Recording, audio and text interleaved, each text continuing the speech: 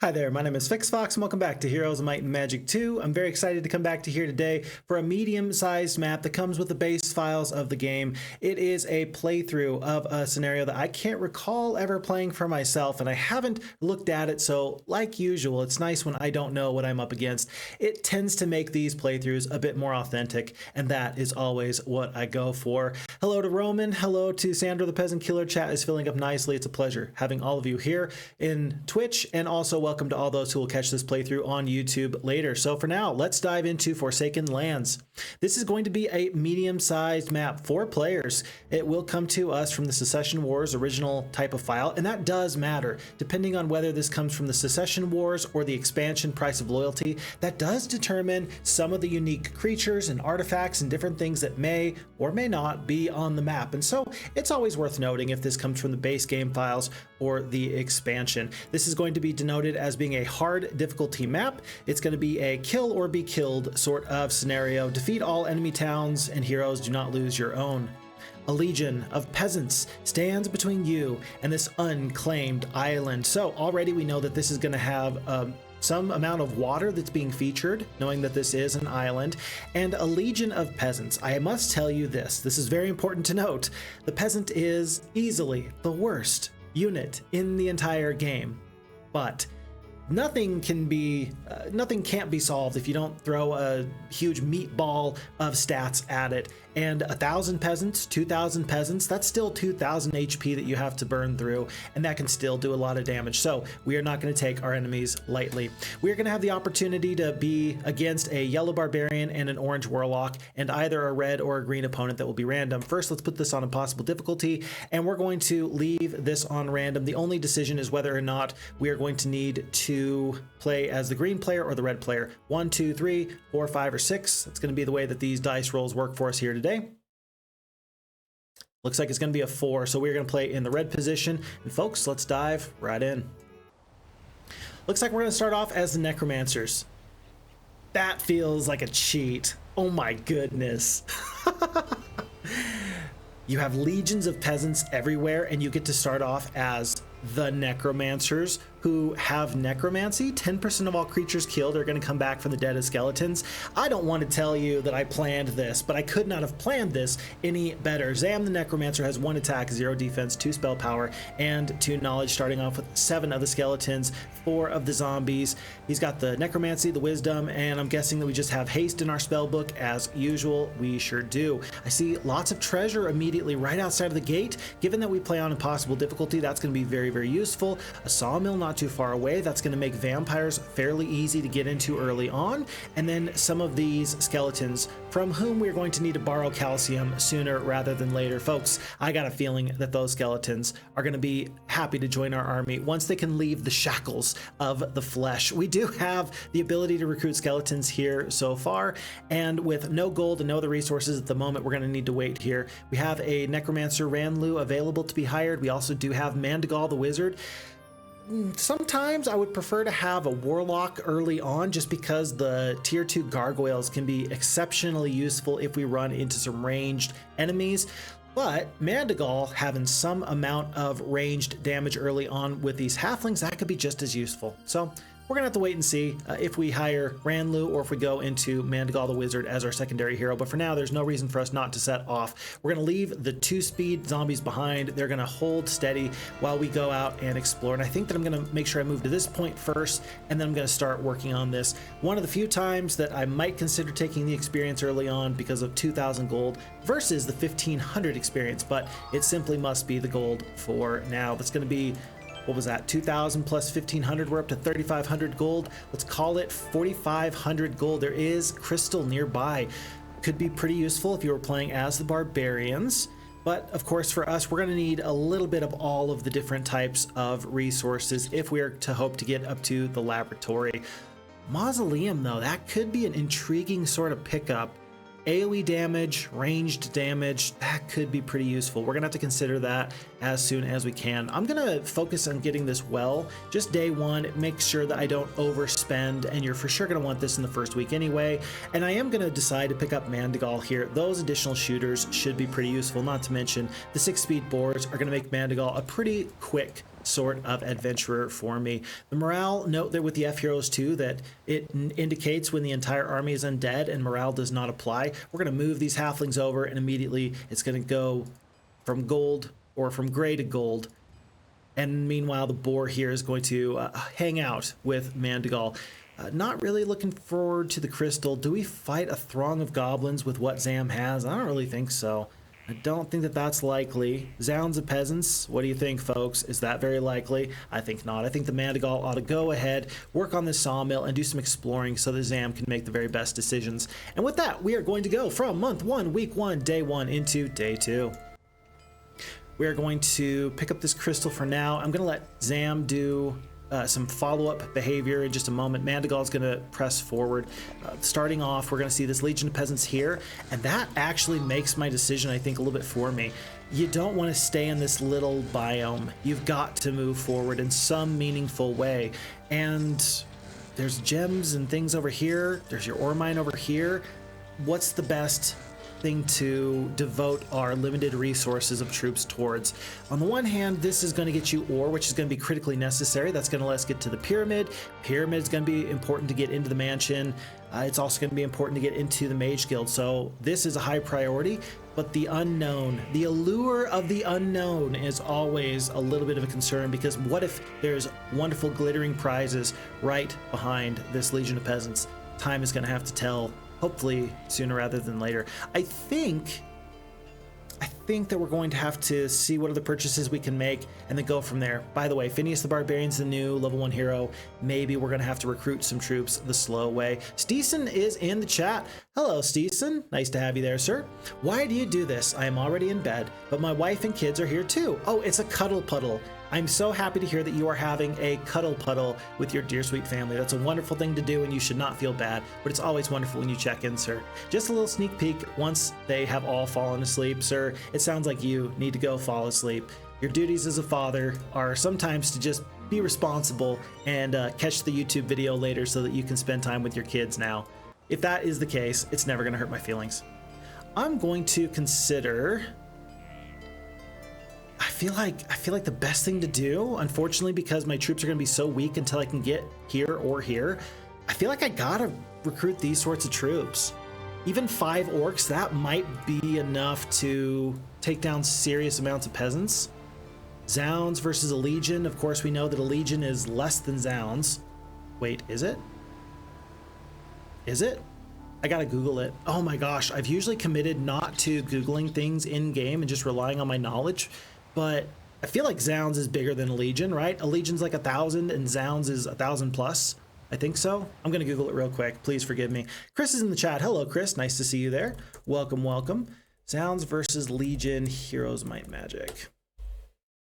It's just so rarely that I run into this. Oh, no, I was completely incorrect. I had it backwards. So a Legion is 1,000 plus and Zounds is 500 to 999. So Zounds is actually less than a Legion.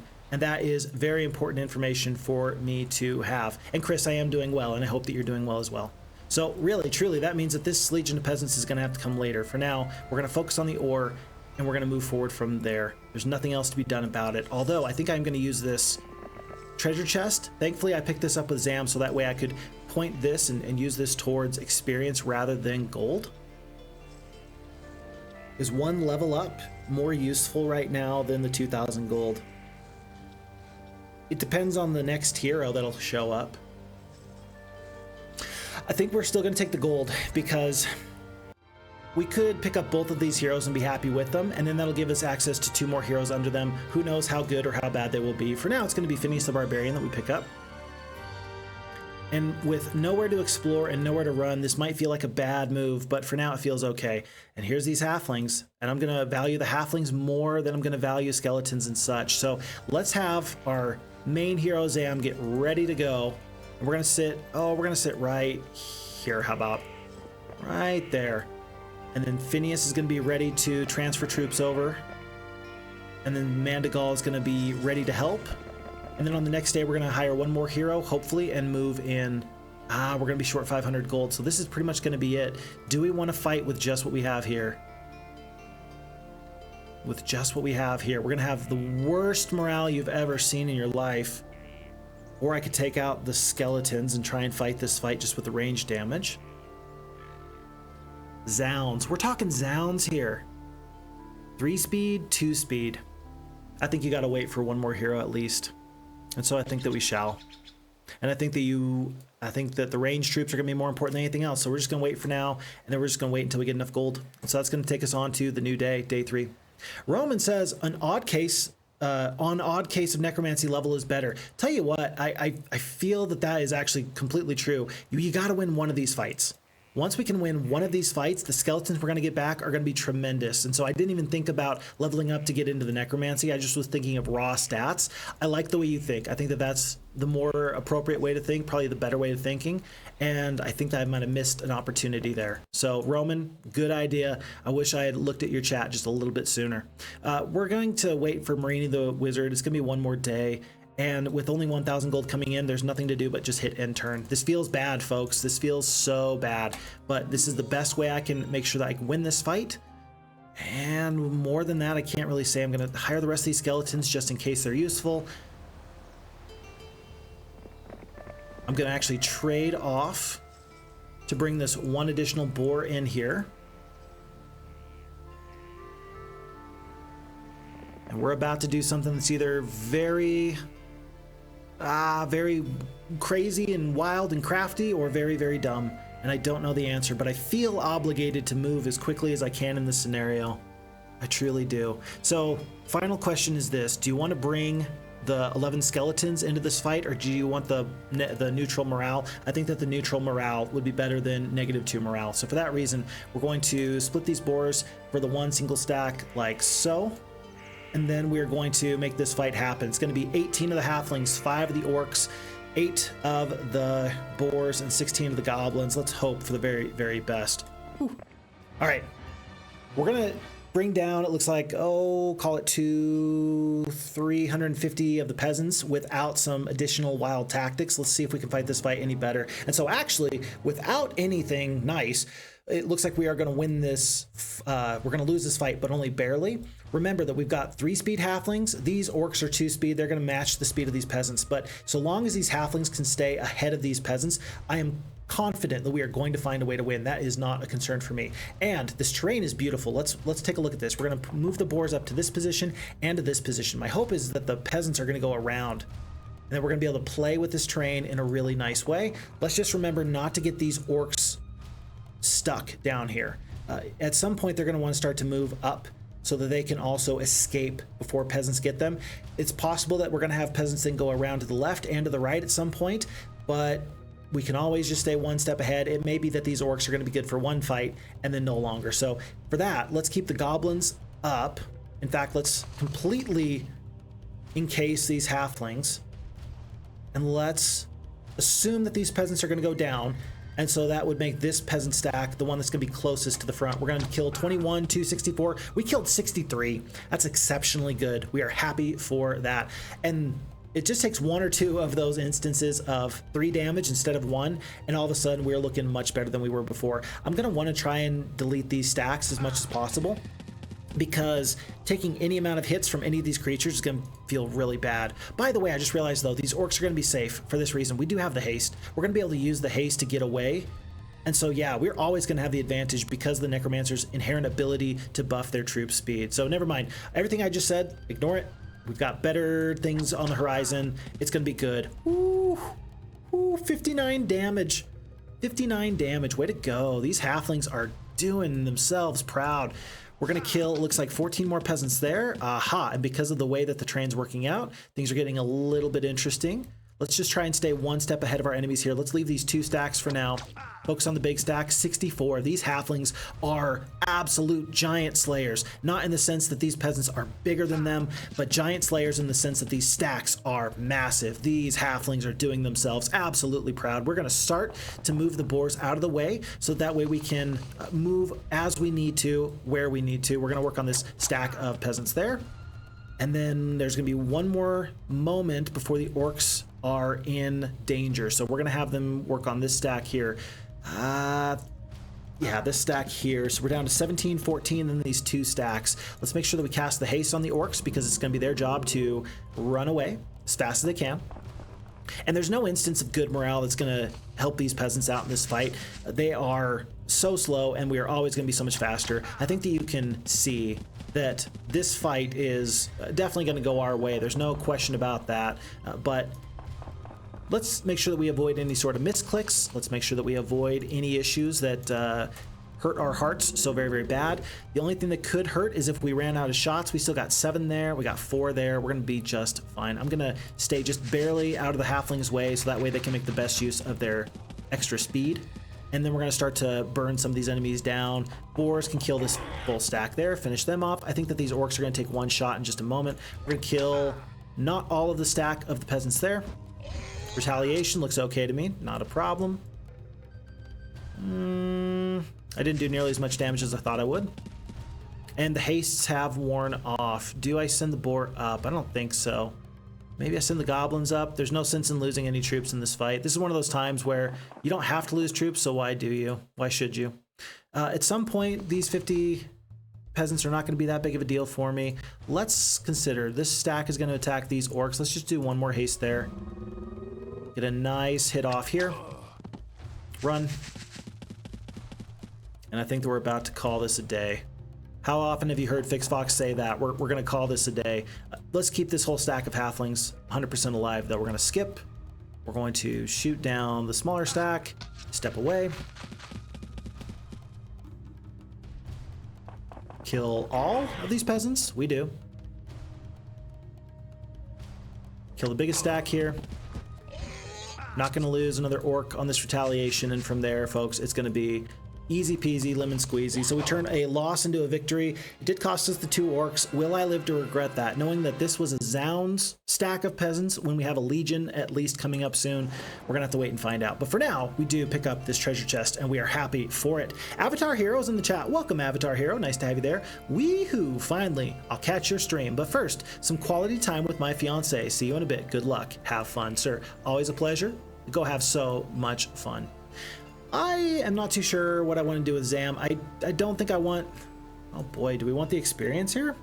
I think that, Roman, you really talked me into something very important there. I think I definitely want 1 more hero, if at all possible.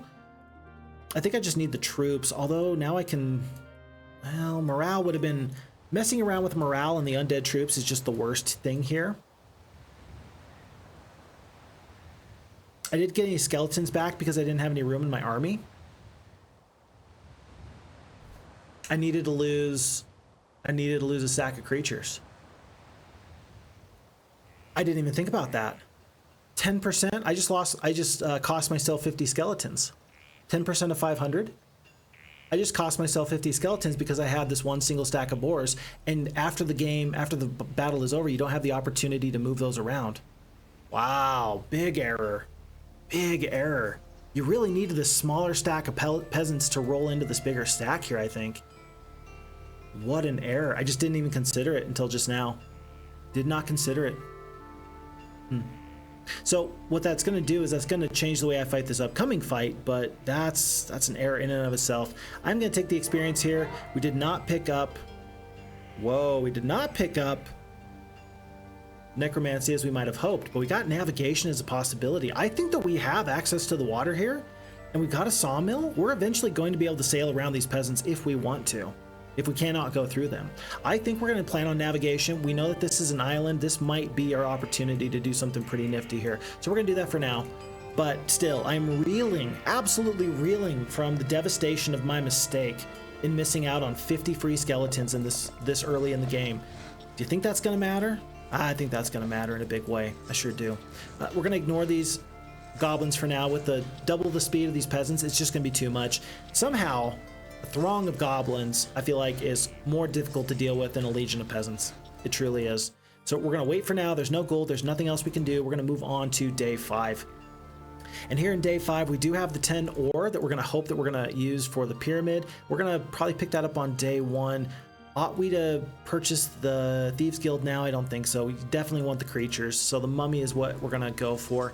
And we have 4 heroes just sitting here looking at each other. Just staring at each other with nowhere to go and nothing to do. Feels bad. Feels less than ideal. especially now that I have some amount of resources coming in. You say to yourself, well, if I hadn't purchased one other hero, maybe I would have been just shy of getting to the mansion. No, maybe we could have gotten the mansion.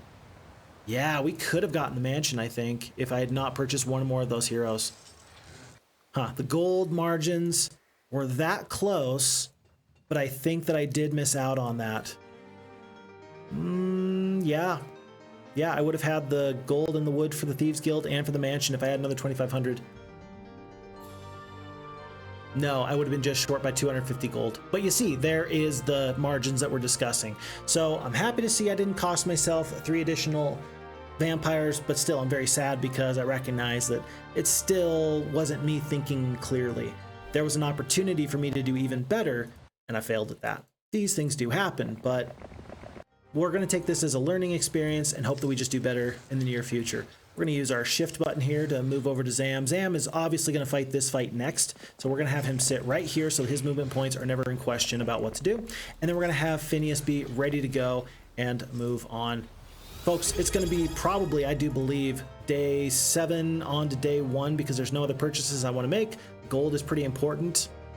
And there's no chance in upgrading this pyramid into royal mummies, and even if I do, I don't think that that's the play. So with that being said, we are going to have a very anticlimactic week 1, and yet we did what we had to do, we just didn't do anything extra, and that feels a little bit bad. So on to the new day. And folks, if you are a wizard, you are very happy because Archmage growth is up by 5. Folks, we had E-Parade subscribed. E-Parade, thank you so very much. I sincerely appreciate the subscription. Thank you so very much. The pleasure is always mine to have you here. It's been 6 months since subscribing. Time sure does fly. Time sure does fly. Think about the many changes that have happened in the last 6 months. Phixfox is a father for the 2nd time. We are expanding in so many ways in our beautiful, wonderful little community here. Yeah, I'm grateful for everything that's happened in the last little bit, and it hasn't been... It feels like it hasn't been that long, but I guess 6 months really does fly by. E-Parade, thank you so much for being here. As far as I'm concerned, my recollection is that you've been here since the very beginning, so thank you very much. Yeah, I'm a father for the 2nd time. My wife is now 20 weeks pregnant. Lots of love. I'm so excited for you. I can't wait.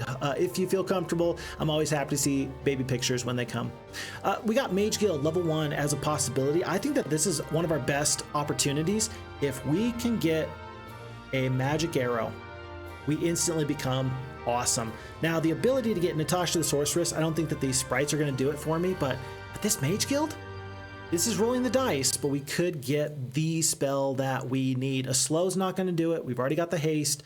I can't think of any other sort of utility spells that might help. Really, I think I'm going to make this purchase, and I'm going to roll for damage. I think I'm just going to roll for damage, and we're going to see how this goes. Okay. Cross your fingers. Wish us luck. Hey, this has been the luckiest playthrough. This is a time where RNG is absolutely blessing us, and it feels so fantastic. So first off, we started off as the Necromancers, and now we just hit that right there with the magic arrow. Beautiful. Absolutely beautiful. That does mean that Zam's going to need to come back. That's okay. We are going to be happy to let him drop off these slower troops over here, and then we will carry on very soon and very shortly. So Zam, back you go. Everybody get out of his way. And from there on, we shall carry on forth. Let's see. And E-Parade says, oh yeah, from the first few YouTube videos, I check for new Heroes2 creators every so often and caught you right at the beginning. And I'm so grateful that you did. Really, the pleasure is mine because I know that without wonderful people supporting me and encouraging me, I never would have continued on doing this. And it's really been a really wonderful thing in my life. I've noticed I'm a happier and healthier person in general because I get the opportunity to spend so much great time with you fantastic Heroes of Might and Magic players. So thank you for all the support. I sincerely appreciate it. Couldn't do without you. Thank you.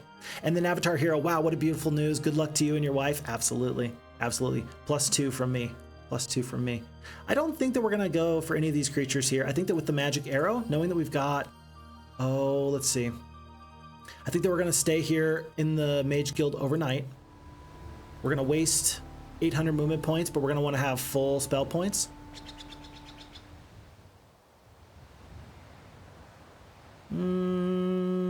Yeah, we're going to wait till we have full spell points, and then we're going to head out in just a moment or two. And then we're going to keep only the alive troops. So for now, all of our gold should be going towards things like thieves guilds, so that way we can get to the mansion, hopefully by the end of this week. So what troops we have, that's what we're gonna have happen for us, and we're gonna rely on the damage from this magic arrow. We're gonna get 20 times 6. So 120 dead peasants just because of this magic arrow for free. We're gonna hope that the halflings continue to do a good job. And this feels strange, this feels weird, but we're gonna make this happen. Fingers crossed, hoping for the best. Only the alive troops get to come for this journey, and we're gonna do the same thing we did last time, but this time I'm gonna remember to make sure that I lose a goblin by the end of it. No question about that. This is gonna be way too many skeletons that we could miss out on. We're just not gonna allow that to happen. We're not gonna be able to use the haste like we did in the previous turn unless we get a little bit, you know, unless we opt not to use the magic arrow. It's gonna be tough, but I think we got the same strategy. I think it's still gonna work. Let's make this happen, folks. Oh no! Zam has abandoned the cause, but I think we can do this even better. Okay, two big things about this fight. Number one, the stacks are closer together. That's a big deal. Number two, we don't have nearly so good of terrain. Those two things matter. Now, at least we're never gonna lose a turn because our morale is normal, so that's fantastic. We're gonna have at least one single stack that we can kind of play around with to give ourselves some distance. That's good, but this fight is gonna be definitely a little bit tougher than the previous one. And for example, these boars right now, I think that we were seeing that they were gonna be killing anywhere between 30 to 40 of these peasants at a time. It's not gonna be that much, but we're gonna hope that they can do damage. Let's hope that these halflings with their 12 shots can really bring down these enemies. Let's go into a defensive position right now. Let's hope that the orcs actually take a lot of this aggression. That's really what I want. I want the peasants to just go south as quickly as they can. I'm gonna consider on the hastes and the magic arrows. I don't think that the bloodlust is gonna matter. It's all about whether or not you get excellent damage from these halflings or not. That's really gonna be the number one thing. So we're gonna kill anywhere between 23 to 70 peasants. Let's hope for 70. We kill 51, we'll take it. Not that bad, not that bad. We got Sticks2 in the chat. Hello, nice to meet you there. Greetings, Phixfox. First time catching you live. Keep up the great work. I sincerely appreciate it. Welcome, it's a pleasure having you. We are fighting peasants, and you would think that I wouldn't be having too big of a issue with it, but I think that there's some potential to mess this up. We'll see how this goes. I'm gonna do something, folks. I'm gonna move the goblin up. I'm gonna leave a little avenue for these peasants to go up, and my hope is that they'll go down, up, down, up, down, up, down, up, down, up, and they'll lose some of their movement points. This is one of those times where I'm metagaming. I'm using the AI and everything I know about it to my advantage, but I'm still gonna do it. And it looks like my strategy has worked. As I go back, and as I continue to bring down this one big stack, they now go back in the other direction. It's so silly, but it totally should work. It totally should work. And so I'm going to actually not do that again with the goblin here. 1, 2, 1, 2. Actually, I guess I could. This feels like I'm inviting some disaster on me. But I'm going to do this. I am also going to start using the magic arrows. I've decided it's not going to be a problem for me to start to use that. It's only 20 peasants at a time. I think that the utility is going to be better since the halflings are doing so much more damage, but we're going to try and bring down one full stack and then go from there. Ooh, 41 peasants. Not nearly as good as we would have hoped for. Continue to bring down this one stack. Always continue to bring down the single stack where you can. 15, 15. We've got 8 shots left. We're gonna kill 30 peasants there. You see we're getting some bad luck on that shot. Every stone that we cast, every stone that we throw is gonna be pretty important. 1, 2, 1, 2. So we cannot do that maneuver again. If we do, then the peasants are going to get into us unless, 1, 2, no, we can't make a little wall here and make the peasants go around. So we're just gonna have to skip. And these orcs are about to be demolished. Let's hope that we get 70 peasants here. We killed 33, not too bad. These orcs are about to go down, and I'm okay for it. I don't love it, but worse things have happened. Let's continue on this magic arrow one more time. It's gonna be 34 peasants. Looks like these boars are gonna be able to do that when the time is right. And for now, let's see, 34 peasants are gonna attack. They're not gonna kill all the orcs, I don't think. They could, but I don't think that they will. So for now, I'm just gonna move no, I really want all these peasants to go down. I want them to just swarm right here, and then we'll figure out what to do in just a moment. So let's skip, and let's start working on this next biggest stack, 23 to 70. We kill 68 peasants. Very nice. And that was perfect. The one orc staying alive with 2 HP. That's going to make sure that this stack of 313 goes down. It's not going to go across. If it can attack, it will. And so then we're going to have all these peasants really stuck to the bottom. My dear orcs, it's a pity that we lost you, but you did everything magnificently, my dear friends. Good job. E-Parade, this reminds me of the peasant farming scenario in one of the campaigns. Yes, that is the one with Cor Lagon. And you have, let's see, 1,300 peasants in one of the first fights that you can take, and all of a sudden you just snowball the game into a victory. It feels really nice. So I know exactly which one you're talking about, and I completely agree. From here on out, the single stacks have done their job. They've been able to keep the enemies from us. We are fine with that. We only have 5 shots left though, folks. We're gonna have to do some serious damage here. Jay Nasty's in the chat. Good afternoon. Hello, nice to have you here. Always a pleasure. 23 to 70. Let's hope we kill many of these guys. 36. That's not enough. It's not enough. You gotta do better than that. Keep the single stack alive for a little bit longer. Is it time for a haste? It's gonna last for 2 turns. That's gonna help me reposition pretty well. I think I'm going to use that in just 1 second. I'm anticipating 1-2 or 1-2. Let's see. Either way, the halfling is going to be able to get 1 more shot off, and then they're going to be able to run. But with only 4 shots left, you got to start taking some huge swipes. 40 peasants, not enough. It's not going to be enough. Let's cast one of the hastes. Let's skip. Let's escape, because that's how we do it. We just escape. Let's use our little rock here as a barrier. And rather than attack right now, we are going to have 1 more turn of the haste. We're going to use that now before anything else happens. Let's go to the south, as far away from this top stack as we can. It's going to put us closer to this stack, but it's also going to keep us away from these guys just a tiny bit. And just down into a little bit of a protective section here. 1-2, 1-2. We're safe for this turn. Everybody. Down to 269. It's not time to attack yet. Hold. 2 left. Everybody's gonna need to take a step away here. I don't know, are the boars gonna take any amount of attention if they just sit right here? I really don't know the answer to that. Okay, goblins.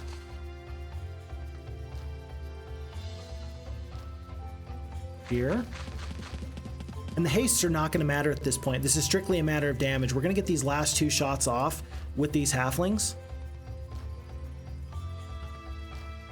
1, 2. We got to take 1 more step into the corner. And so it's all magic arrows from here. 1. And this goblin has to take the full damage before these 15 get their shot off. So let's have them sit right here. These guys have to stay right there. This is not good. Wait. We're out of magic arrows. We're gonna wait because I don't want to take the full damage just yet. 1-2 or 1-2. There's still gonna be 1 more shot. The halflings are about to be useless. Is this where we attack?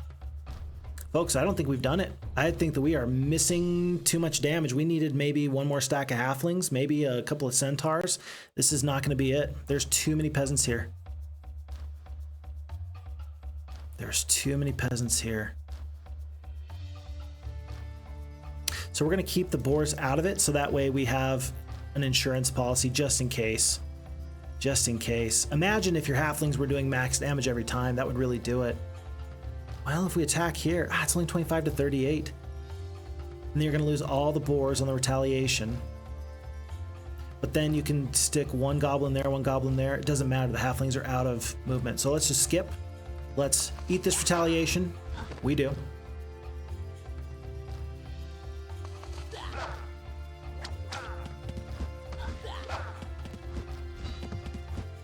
Okay, and unfortunately, folks, we have brought the stack down in a massive way, but it's not going to be enough.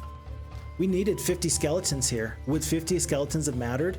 Absolutely, you better believe it would have. And so we're going to have to run. Tons of peasants. I mean, that's what, 500-600 peasants, 700 peasants that we destroyed here. We killed most of the stack. There's not that many left, but it's more than we could handle. We're gonna have to rehire Zam.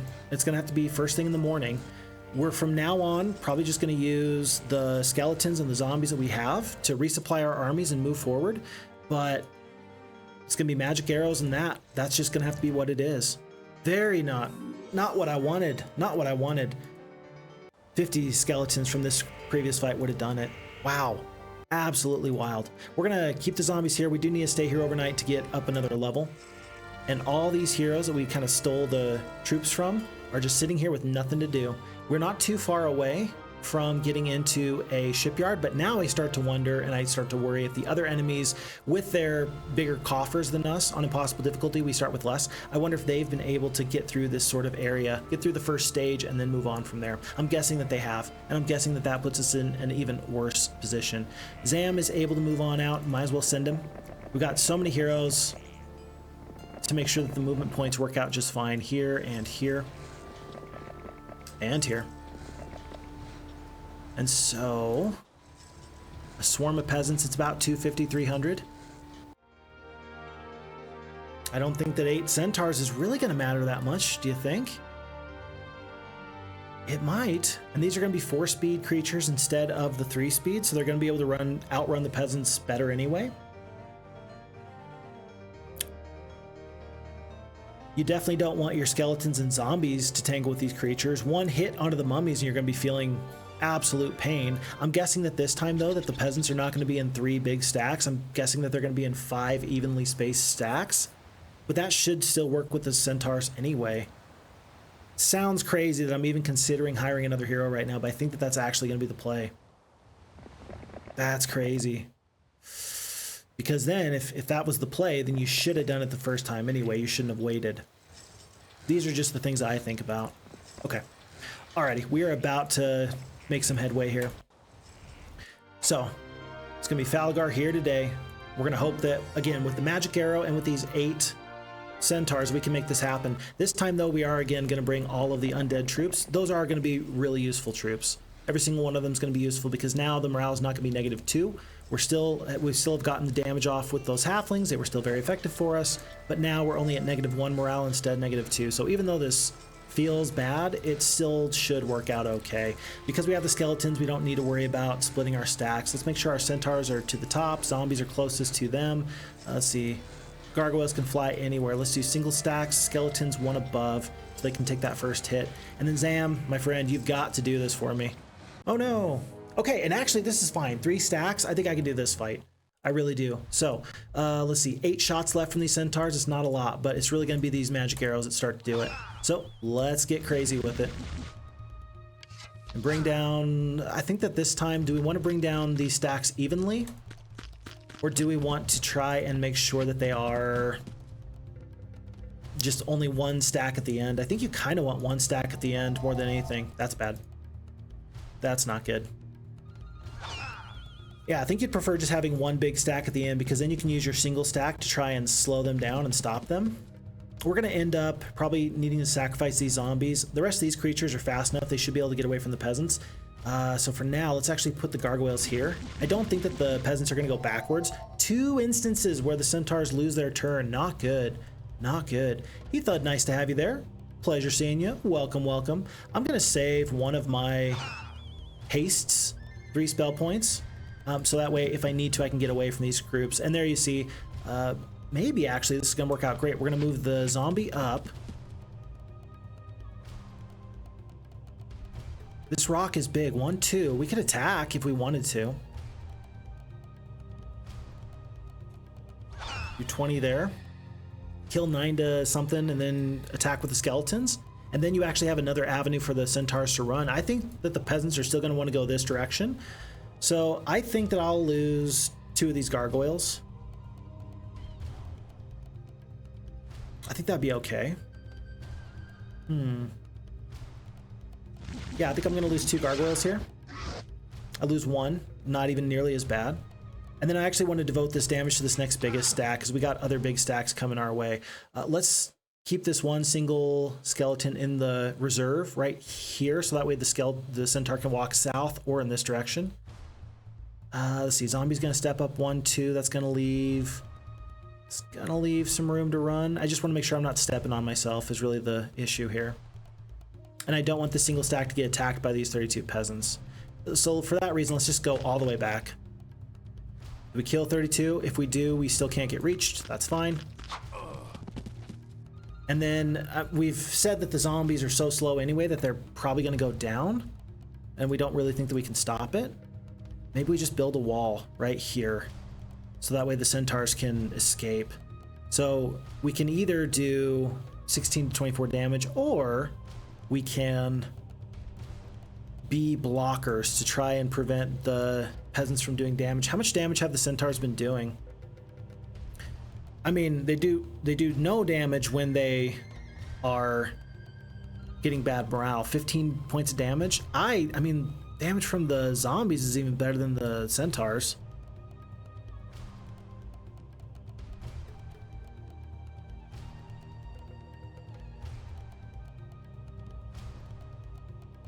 Are we winning today, Heathode? I don't know. We'll see.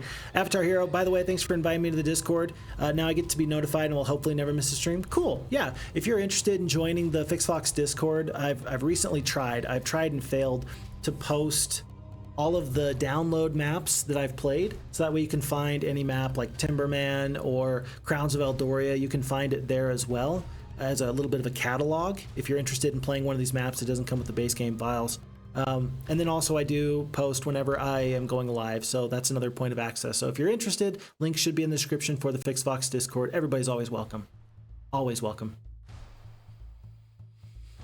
1-2, 1-2. Either way, these peasants are about to do some damage, but they're going to bring down all these zombies, and then we're just going to be in a bind. 6 speed, if we're able to get out. 1, 2, 3, 4, 5, 6. Being able to shoot 15 peasants down 6 times, that's still worthwhile.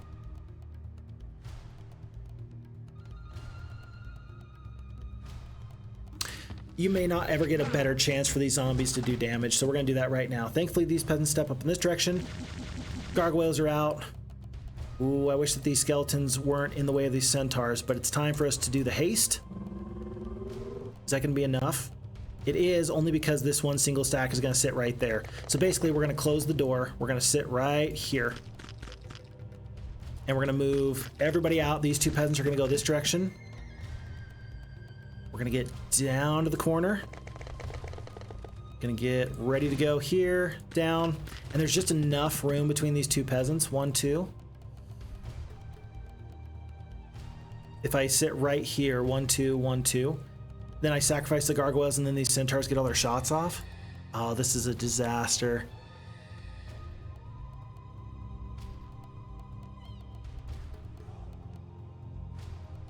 Six to 9. We got 1 more magic arrow or 1 haste. The stone skin will availeth us nothing. Don't tell me I did it again. Don't tell me I did it again. Magic arrow, you want to take out the small stacks, that way you can run around these peasants and just rapid fire. We're going to run one more time. And we're just going to have to stay ahead of these peasants. Down to here.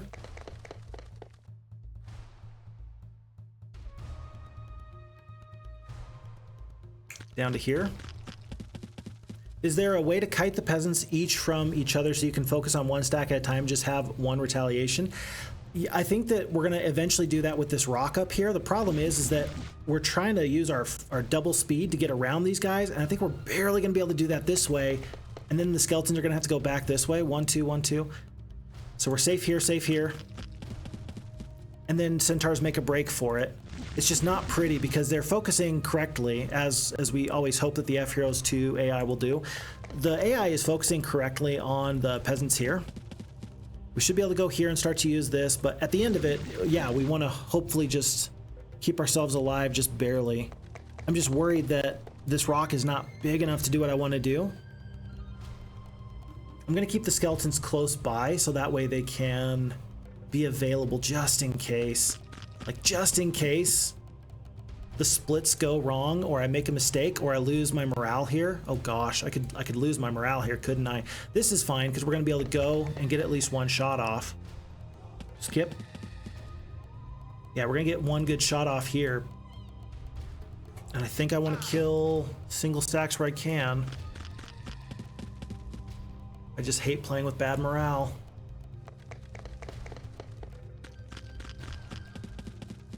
But we got to do this. If we do this, then we get so many skeletons, which is fantastic. If we don't, we're just having a real bad time. Okay, we're gonna get another shot off there. Here. Here. Don't get bad morale. A couple shots left. That's fine, that's fine. Gotta move. Run. Up to here. It's like a dance, right? I don't know if anybody here has ever taken like a dance class, but if you're taking a dance class, you got your partners, right? And you got the person that's leading, and you got the person that's kind of in the side. It just feels like a dance. Just like a dangerous game of dancing with Russian roulette, where I might accidentally make a mistake or get the bad luck or bad morale and then be in really a bad spot. Okay, this is kind of a unique split. This is where I wish that the skeletons were close enough that I could actually make use of this.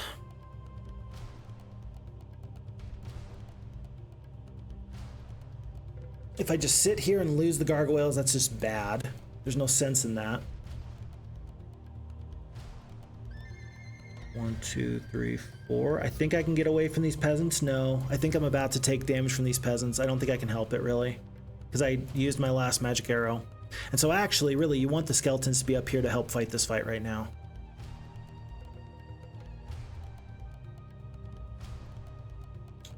I don't want to sacrifice these gargoyles. 1, 2, 3, 4, and then you're still in range. You can go back, but then you are officially absolutely closed in, but then the skeletons might be able to get in to help with the fight. I think that we have to, unfortunately, sacrifice the gargoyles here. But funny enough, you have to sacrifice them 1, 2, 3, 4. You have to put them right there. No, even that won't help because the peasants are going to go either way. So what, we do 6 to 9 damage and then just hope that the peasants don't attack? That's not going to work.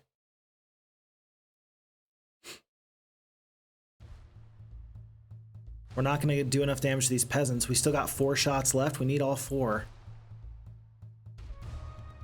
6 to 9. I don't think that there's enough damage. Even if I play this perfectly, even if I get every fight I want, I still think that there's not enough damage because we're only killing at max like 15 peasants at a time. And we do that 5 more times at 60 peasants, and there's just too many peasants here. The 16 skeletons are not going to be enough. Heart-wrenching. Heart-wrenching, because my pride says I want to be able to, like, I have to hit these marks in this map in order to stay on pace with my other enemies who don't have the economic disadvantage that I do, right? Other enemies on the map, there's 3 of them, they all just have to be onto the adventure map and beat a couple of peasants and then they're good to go, no problems. They are able to go into the great beyond and have a bunch of good times. If I don't get this nice fast start, I feel like I instantly fall way behind the AI, more so than I usually do. And so, losing these fights twice, like that pressure has made me want to fight these fights when I shouldn't have. Yeah, big issue there, big issue. I don't think I can make this go any nicer for myself. I really don't. And so I think we're just gonna fight. We're gonna attack. I hope we're gonna survive. We don't. We're gonna kill 11 to 22. Taking any amount of damage from these peasants is bad. We can't stop it. We just can't stop it. We can kill 48 to 72. We're gonna have to run down. Take your shot. 5 of your centaurs goes down. You're gonna take even more. It's not gonna work out. It's just not gonna work out. Yeah, it's not gonna work out. And so you guys are seeing me getting my butt absolutely handed to me. This is wonderful because this doesn't usually happen. And on the one hand, I'm proud to say it doesn't usually happen. On the other hand, I'm saying to myself, yeah, but I should know better. Like, I should know better. So we killed that 1 single stack there. Okay, all right. And then here, I mean, if I get 72, there's no amount of good luck that'll save me, right? Even if I get 72, they're gonna respond with about 70 peasants and they're gonna kill me with the damage. And then you're just not gonna have a chance. You're gonna lose Zam, who's a level 2 necromancer. He's not that good, but 2/2, and he's got the basic navigation. Like, you don't wanna lose him if you don't have to. You really don't. And so then the question becomes like, so what do you do? Yeah, because 16 skeletons with 4 HP, that's what, 40, 50, 60? Yeah, even if peasants only do 1 damage each, I'll show you. 59 peasants we killed, and it's just not there. So, folks, That feels pretty darn bad. That feels really bad. Darn. Chris says, run away, run away. Nah, that felt pretty bad. And as good as Zam is, I don't think he's so good that I'm gonna like hate having that have happened. I think I am still gonna stick with, do I have another Necromancer? I don't even have another Necromancer. I figured I'd have another Necromancer and I don't. Okay. But there's only a horde here now. Literally, we can kill them with anybody else. It's gonna be fine. We're gonna continue on with this scenario because it's never felt right to me to just give up on a scenario. And at this point, I have no reason to believe that the AI is going to beat me for sure. I have no reason to believe that I'm just absolutely cooked. Okay. But well, that might be the end of it actually. After our hero says no worries, you'll come back. We will see. I would say everybody just take half a step back. We can still set sail at some point. There's 25 wood here. We need like another 5 wood in order to go through. Let's see what Falgar has. It's over. It's over. But then this is why I was pressing these early fights, right? The only reason I'm trying to make these early fights work out and like do this ill-advised sort of a deal is because I feel like on a medium-sized map that we're going to have enemies breathing down your neck very quickly. So you got to get out of this initial stage. You can't wait for 3 weeks just to let sawmills and wood accrue, so that way you can go into a shipyard. I suppose it depends on how much wood there is here. I mean, it's possible that we could just completely ignore any other building. Like, don't get the Thieves Guild, don't shoot for the mansion. Maybe you get up to like the pyramid because it only costs ore. Maybe if you just shoot for the wood necessary to get a ship, maybe you sail around. But that's still going to take way too many weeks, isn't it? Like, you have to go through these troops. And necromancers in some ways are ill-equipped to deal with these peasants from afar because, hey, you don't have any ranged damage. We were making do with centaurs and halflings, right? But the reward was that if you could succeed and win one of these fights, then you get the skeletons from the necromancy. We did win that fight, we just didn't take the 50 free skeletons. And that really killed us because you really need those 50 skeletons to go through this upcoming fight there. So, I mean, that one mistake clearly, I believe, cost us this scenario because at this point, I don't feel like we can come back from this. I'm going to do my best just to kind of run through this and just cause the enemy some amount of grief. I have already, in my mind, I know I've lost the scenario, but I'm just going to, for my sake, I'm going to do a little bit of exploring. That's going to be fairly useful for me, actually, because then it's going to help me make some good decisions in the future. So far, this isn't letting me see anything that makes me believe that we have a better chance at winning. At this point, vampires, sure, why not? One. Maybe we survive for another day, sure. Oh, Shrine of the Second Circle. If you can get a lightning bolt or a cold ray there, that could be pretty nifty. Yeah, and then there's just sulfur and a couple of other mines, it looks like, in the middle here. Okay. And so really what that tells me there is that the strategy where you try and save up 30 wood to get a boat, that's probably not going to be very viable either, especially with how quickly Jacqueline got here. We got 2,000 gold. Let's just purchase everybody. Oh, and they're going to give us one final chance. 14 skeletons. And folks, with that being said, Yellow has officially ended our dreams of being the biggest, baddest hero ever. And we tied actually with Green, funny enough. So we lost, but so did Green at the same time. Very interesting. Very interesting. Okay, so what did we learn? I've said it many times before. Heroes Might and Magic is not fun because we never lose. It's fun because it feels like it's on the knife's edge. And so it feels like there's a lot of weight to the way that these playthroughs happen. Okay, so I'm gonna load up with the same situation. We're gonna go still with the Necromancers. Last time we left it to random, this time we're not gonna do that. I'm gonna leave Green on random because I don't even know what they were, but we're gonna keep it like this and we're gonna just go right back into it. And so it's gonna be Zom, no issues there. And no resources. This time it's going to be 2 necromancers here. So that is going to absolutely change the way that this plays out because there's no halflings or centaurs or anything that can save us there. I think it's got to be all gold all the time, because the experience for an extra level is only going to help you after you defeat one of those early fights. So we're up to 3,500 gold for now. We got some free crystal, Zounds of Peasants. We know that that's about 500 peasants is what we're looking at here. I think that the gold is still the most important thing. For the sawmill, we're up to 8 wood. It would have been nice to get the sawmill actually on day 2. We're up to 8 wood. Let's go for the graveyard for now. Is it worth it to go into the 2 necromancers to go through the Legion of Peasants, or rather the Zounds of Peasants? I think you need the Mage Guild, but you need the ore to get to the Mage Guild. Interesting, interesting. It really went exceptionally well in the first playthrough, because we got the good luck for having a magic arrow. We got what we wanted as far as heroes with supporting troops.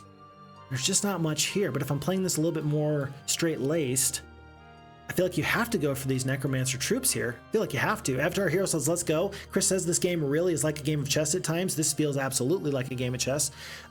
Challenging, interesting. E-Parade, we are so dead. We are so dead. And, I mean, with 6,500 gold, you got nothing else to spend your gold on. Sure, you can get the upgraded zombies, but I don't think you even really want the zombies. So let's go for Rialdo. Let's see if there's a nice hero under it. Somebody with, I don't know, like 25 archers. 31 peasants, that's not going to do it. There's no heroes that start with diplomacy. We can't diplomacy our way out of this thing. So we're going to move all these troops over, minus the zombies. Yeah, and instantly we're worse off than we were the previous time. But I think I'm going to save up resources until we're ready to go in this other direction. Remember, we can't get... That's interesting. We could go straight for liches.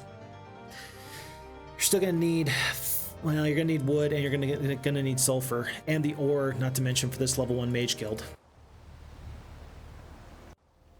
Another day. We got 5,000 gold. Let's try Darlena. And let's see if there's a nice hero below them. I think you've got to get good starting troops. 10 Centaurs is just not nearly so good as the halfling stack we had. We had like 16 halflings. That was so many. It's just not as good. But is it too little? That's maybe the real question. Is it just simply too little? Let's say that we get Aerie, right? So now we've wasted all of our gold. There's only Sabu underneath, so both of these are dead ends for us. I mean, is this enough to fight this fight with 500 peasants? Absolutely not. 10 centaurs and 15 skeletons for the zombies. Can't go this way, can't go this way. We're still accruing wood slowly. It's going to be another 10 turns until we get enough wood to sail around. Okay, so that's not going to be it.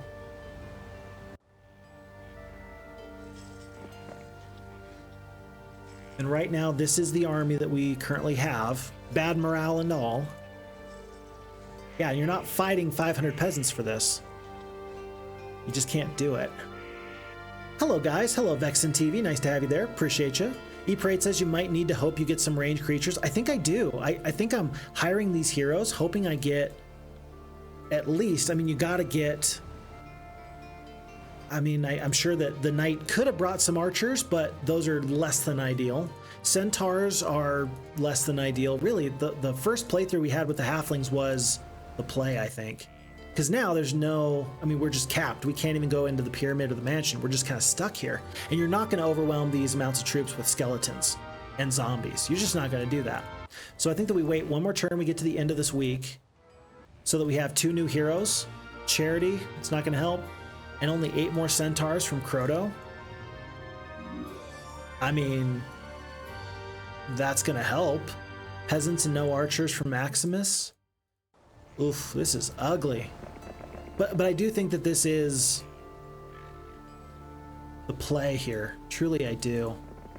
We're going to wait one more day. That's going to give us enough gold to hire one of you guys. I don't know. Charity? Let's see if we need to wait 3 more days to hire a new hero. Vitania? Is Vitania going to help with 20 sprites? Not really.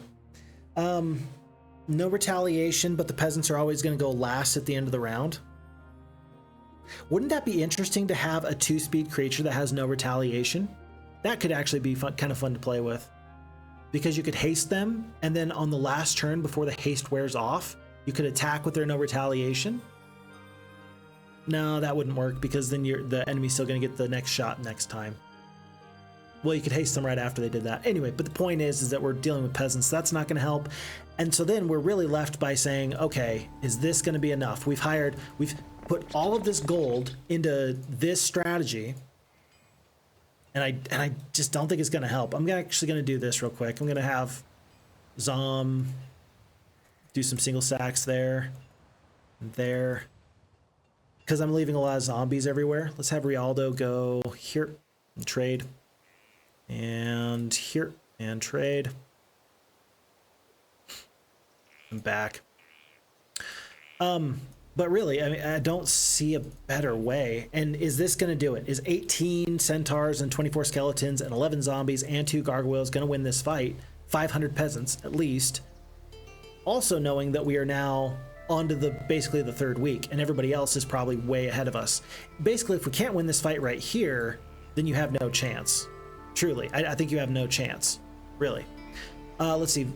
Don't know if the Knight would be better town to start with in this map. I think it would be. I think that there's many towns that would be much better. I mean, even Wizards, I think, would be a better start on this map. I think that Dungeon would be a better start. Anybody that has early ranged damage is going to be fine. Necromancers pose this unique challenge, right? And so if we're going to do Necromancers, we got to have this max Halfling sort of a role, and I just don't see us getting there. By the way, every week that we wait, it looks like these Halflings do grow in size, and I don't think that we're going to fight this fight any better than the AI will. Look at this terrain. There's no good terrain here whatsoever. Centaurs are hard to cover up because they're a 2-hex creature anyway. I'm just going to hit auto combat because I don't think that the AI is going to fight this any better than I will. Or I don't think I'll fight this any better. So, yeah. So, yeah, E-Parade, I agree. I feel like the max Halfling roll is pretty critical here. Is it worth actually taking the time just building up mummies and vampires so you really win against the peasants and get all those skeletons afterward, Avatar Hero? That's a strategy that I think is important to keep in mind, but the problem with that is that you need the ore in order to get into the mummies. Mummies require 5 ore here for the pyramid, 10 ore, and so you've got to get this ore that's hidden behind this 500 peasants. You've got to get through here just in order to even get to your 3rd level creatures. So you could wait for skeletons and zombies. I mean, that's something there, but you got to get through this barrier here. We almost did it perfect last time. The first playthrough was just about perfect. You got to do that if you're going to play as Necromancers. And I got to tell you, folks, you might hate this, but I'm going to keep going until I get that roll again. I really feel like I have to. I just have to. So I'm so sorry. If this is not your typical Phixfox map and you're like, dude, what's this guy doing? Like, at this point, I'm playing for me because this is incredibly interesting to me to say, this is the puzzle that we rolled. And yes, there's other opportunities that we could maybe find out on the adventure map or different factions that we could use to make it easier for ourselves. But this is where we started off with, and this is what I really want to continue with. Truly, this is what I want to continue with. E-Parade says that extra chance for more damage with Halflings is such a crazy bonus. Yeah, absolutely. Absolutely it is. So we want that as much as possible. And Avatar Heroes offer this strategy. I appreciate that. We're going to go into Flint the Wizard. And do recall that we still are going to want a Necromancer to actually be the one to win this fight for us because the skeletons afterwards are going to be such a great reward. So might as well put all these troops over here. Yeah, Halflings, Boars, 1 skeleton coming on back. No problems there. And then back we go with Flint. Yeah, this is, oh, there we go. Okay, so now we're up to, how many Halflings is that? 7 plus 7, so we're up to 14 Halflings. That's just about what we had the previous time, and we know that we were able to win this fight with 16 Halflings last time. I think that we can definitely win it with this many Halflings this time. It's not about the other creatures. It's all about the ranged damage. We did have 5 orcs in the previous fight. That did help. We got exceptionally good luck there. The terrain was really helpful. Let's see if we can do anything else here. But I am going to wait one more day. Well, I'm going to get the well now. We're going to wait to get Wilfrey on the next day, and then we're going to continue on from there. Okay, let's see. We had a follow. Let's see who this was. This was Heroes Broken Alliance. Hello, Heroes Broken Alliance. Welcome so much. It's a pleasure having you here. We are having so much fun here on this weird map, Forsaken Lands. A legion of peasants stands between you and this unclaimed island. We are officially on our third playthrough. We are struggling in the best way possible. This is fun. I don't know if everybody else feels like this is fun, but I'm having a good time. So we're strategizing, we're figuring out what's going to make this work. How do we beat this fun puzzle? We noted from the maps from Mushan Ki Pet and Winnie Maru that sometimes the puzzle is really a big part of what makes the scenario great. And I think that there's no reason for me to change my opinions on that now, truly. I don't want to hire another hero. If we can get away with 3 heroes, then we can actually go into a graveyard and some other things. For now, I think we're going to do it just like this. And skeletons, we're going to take skeletons. They're 4 speed. They're going to get the drop on some peasants. I think that this is going to be pretty good so far. Single stacks there. Maybe there. I'll have to think about that. We did have another follow. Let's see who we got there. It's going to be Munich Casual followed us. Hello. Nice to have you here. It's a pleasure having you. Welcome, welcome. We're doing some theory crafting right now, trying to stay alive. Doing our very, very best at that. And I think that there's some possibilities that we can kind of use to make this go well for us.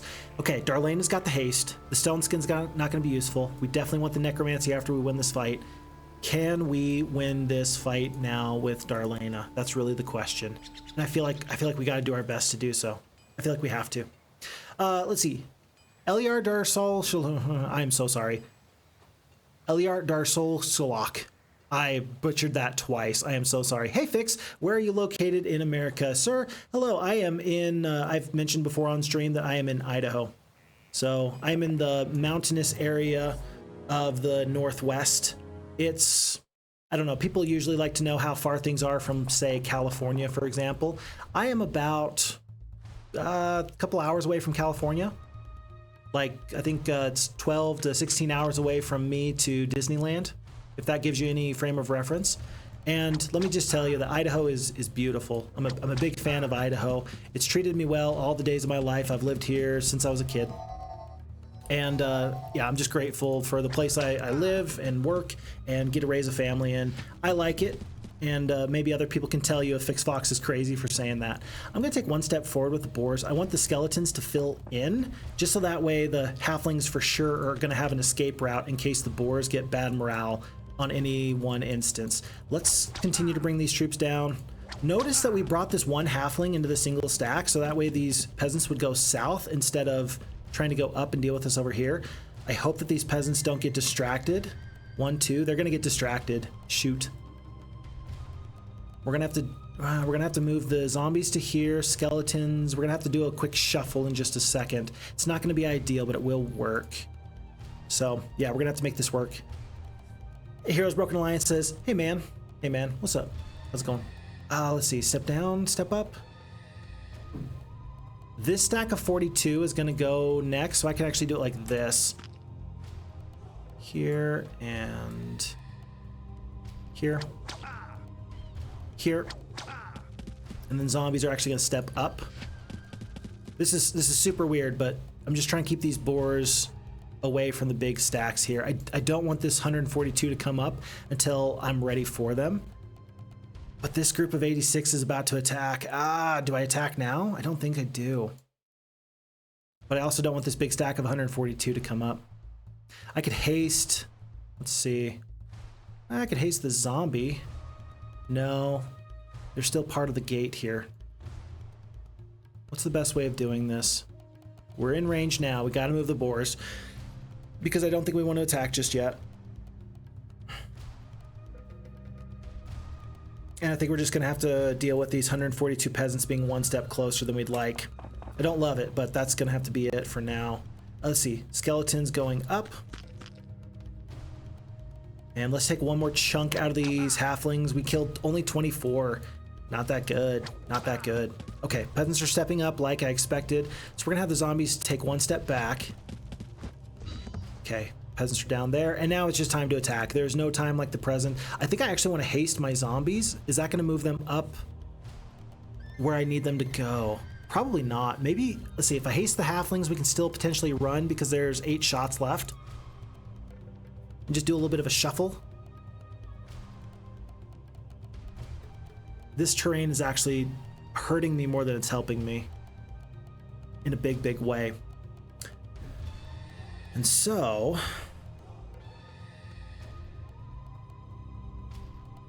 one, two, 1, 2. Either way, this stack of peasants are going to attack us if this group goes. Tell you what, I'm just going to haste here.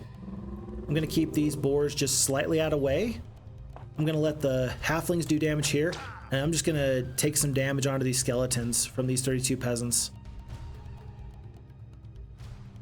I don't like this. 32, 14, 32. We got about 40, 56 hit points worth of skeletons here, but the damage, you just don't want to give up the damage. We're going to need to haste these halflings out of there in just a moment or two. If you sit here or here and attack, you're going to die to the big stack, but you're going to kill one stack of 32. If you kill one stack of 32, you might be able to run a little bit further. 1, 2. It's about to be bad either way. What if I do this? What if I attack here, I kill this whole stack, and then in these peasants, the best I can do is move to here, and then we have a little bit of room to run. If I go here, then they basically have to stay put if they want to kill me. Did not expect this to happen. Jeez. That's not how you do it, folks, but that's what we're doing right now. Okay. And so, it's time to start running because the halflings are more valuable than any other stack of these units. So they're about to go. They're going to be able to go, let's see, 5 speed. 1, 2, 3, 4, 5. So they are going to get away from these peasants. So don't lose any of these creatures needlessly. Let's move the boars just out of the way. Let's make them an easy decision there. We're going to end up pasting the halflings in just one more second. I don't think that these zombies, I think that, I mean, you can get off damage right now if you want to, or you can just kind of keep them here, back in this position. And maybe that's going to eat some attention from this stack of peasants. That's going to help us kind of pull the layers back from these peasants a little bit more. And then that's going to help us deal with one stack at a time, which is what we wanted to do in the previous fight and didn't really get the opportunity to do so. So tell you what, let's move to here. And then it's going to go 1, 2, and then we'll shoot down with our second bit of haste. And then we're going to get multiple shots off in just a moment. The zombies we're going to skip just so that way we're going to peel these groups of peasants apart, right? We're trying to take these fights one by one. Because if you try to fight them all at the same time, you're going to get overwhelmed. But if you try and peel the layers back, you might be able to last a little bit longer than you otherwise would have hoped for. We still got more hastes, but these peasants are about to be right on top of us. Let's see what the damage is from these halflings, and then that's going to help us make this upcoming decision. We killed 24 peasants. That's really not enough. It's really not enough, and that obligates us, I think, to run one more time. We got multiple hastes. That's not a problem. But let's try and use this rock a little bit.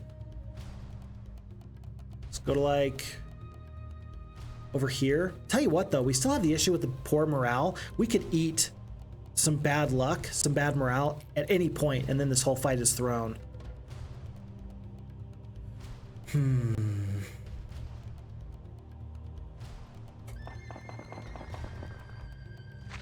live another day.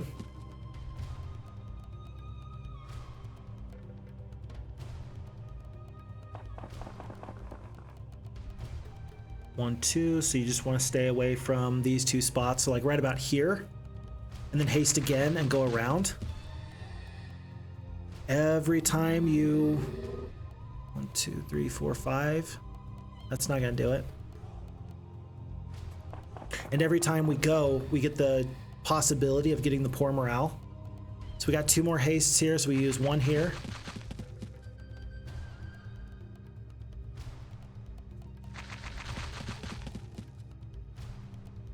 Can't do this much more. We got to keep getting these shots off. We got to bring down 1 full stack. I don't care which one, but once I kill one of these stacks, then the rest of the shots are going to be easy.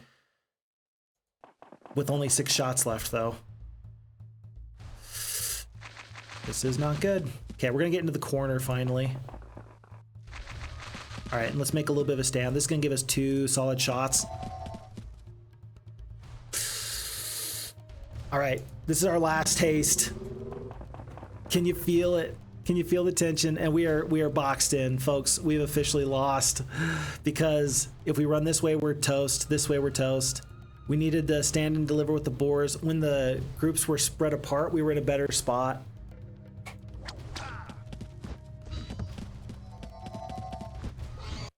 Wow. Ouch. But you see the strategy. Like we're trying to fight one stack at a time. Just when you have bad morale, it makes it so rough. So rough. Huh. Well, we're going to run it back because, of course, we are. But that was an instance where we did get 2 stacks of the Halflings from 2 Wizard Heroes. You can't plan on that. We're going to hope that we can do better, but still, we're going to have to carry on this. Okay, let me get caught up on chat. Phixfox Wife is in the chat. Hello, Phixfox Wife. Nice to see you there. Love you, dear. Heroes Broken Alliance, just starting out myself. Wonderful. Heroes Might Magic is a fantastic game, one of my all-time favorites. And so my hope is that you get the opportunity to enjoy it, and you get to enjoy it with so many other wonderful people. That's really my number one thing, is that I hope that as much as I get to enjoy Heroes, that everybody else gets to enjoy it just as much or just as well. Folks, what am I doing here? I am checking to see if I can get at least not the best start, but a good start. I am officially taking the gloves off. This is like when I played Pyramid here on stream. And of course, that playthrough is lost to the annals of time, but it's definitely winnable. It's definitely possible, but you got to get a pretty good start in order to go for like a 22-day victory on Pyramid. Where was it? Yeah, 22-day victory on Pyramid. You got to get the perfect start. I feel like in this instance, we've already proved a couple of times that a good start is not just useful, it's mandatory. Pretty much mandatory, because otherwise I really don't know how else I can win this game. So I'm looking for 2 instances of wizard friends here. Archers, I'm not against that. I'm really not against that, but you're gonna get so much more damage from the Halflings. They're just such a high damage unit for as small as they are. This ain't it. We're about to run into the position where Phixfox just looks desperate. It's too late. We're already there. That's okay. That's okay. Let's see. Here. And really, I'm just wanting to see one wizard here. The previous time where we saw a wizard in this bit of rolling, they had 6 Halflings. I'm going to take this start because I want to at least give myself a chance to see what the next group of Halflings is going to look like. But I do need to start off with some amount of Halflings just to make this general strategy work. Otherwise, you're waiting 3 weeks in order to get any amount of heroes, and you're feeling really bad. All right, we're going to make this work. The Centaurs with the Halflings, we're going to use no undead troops. We're just going to move on from here. I'm going to go for experience in this treasure chest. We're going to hire Alamar. We're going to use the Halflings and the Centaurs. And we're going to use the 6-speed creatures on both stacks. And we're going to make this work. It's not going to be pretty, but we're going to make this work. Let's go back and back. Wilfrey is now holding on to these undead troops. We're going to pick up a well just because. And with the sorceress here, unless she's got like 30 sprites, she's not, then we're definitely not going to go for a 3rd hero there. And folks, it only took like 25 rerolls, but we finally got to the spot where I think that we can be happy with where we are at. Okay, let me get caught up on chat. Phixfox Wife saying hello to all. And then Avatar Hero, let's see. It's 10:30 p.m. where Avatar Hero is. Wow, man. Yeah, I'm definitely happy the spring is coming for you so that the weather gets nicer and that the days get a little bit longer. Chris is asking where other people are. He's in the UK, assumes that he's on CET time too for Europe. Yeah. And let's see. Are Anna Cramling in your country? If you're into chess, you'll know who that is. I absolutely know who Anna Cramling is. I know who she is. I know who Gotham Chess is. Anna Botez. Yeah, there's some excellent chess players out there. Tell you what, I've really enjoyed recently getting into the, what do you call it? Getting into the Indian, and not like from India sort of players. It's been really interesting to see how chess has exploded in India. It's been really exceptionally interesting to me to enjoy that. I'm not the best chess player ever, but getting into the scene and kind of understanding how chess has developed in that country and just in general ever since the pandemic, it's just a pleasure to get to see people work and enjoy wonderful things. Okay, we're gonna go for the experience here. Neither of these are really gonna help us. Leadership would have been stupendous, but we'll take what we can get. And we're going to pick up this sawmill here today, and let's make this fight happen. Any changes we want to make here? 500 peasants. We got 1 stack of halflings. The centaurs still going to have the haste. I think you're going to want 1 single gargoyle just to be your spoiler here. Maybe the 2 hex boar is actually better. Yeah, 2 hex boar. And then let's fight this fight again. Okay.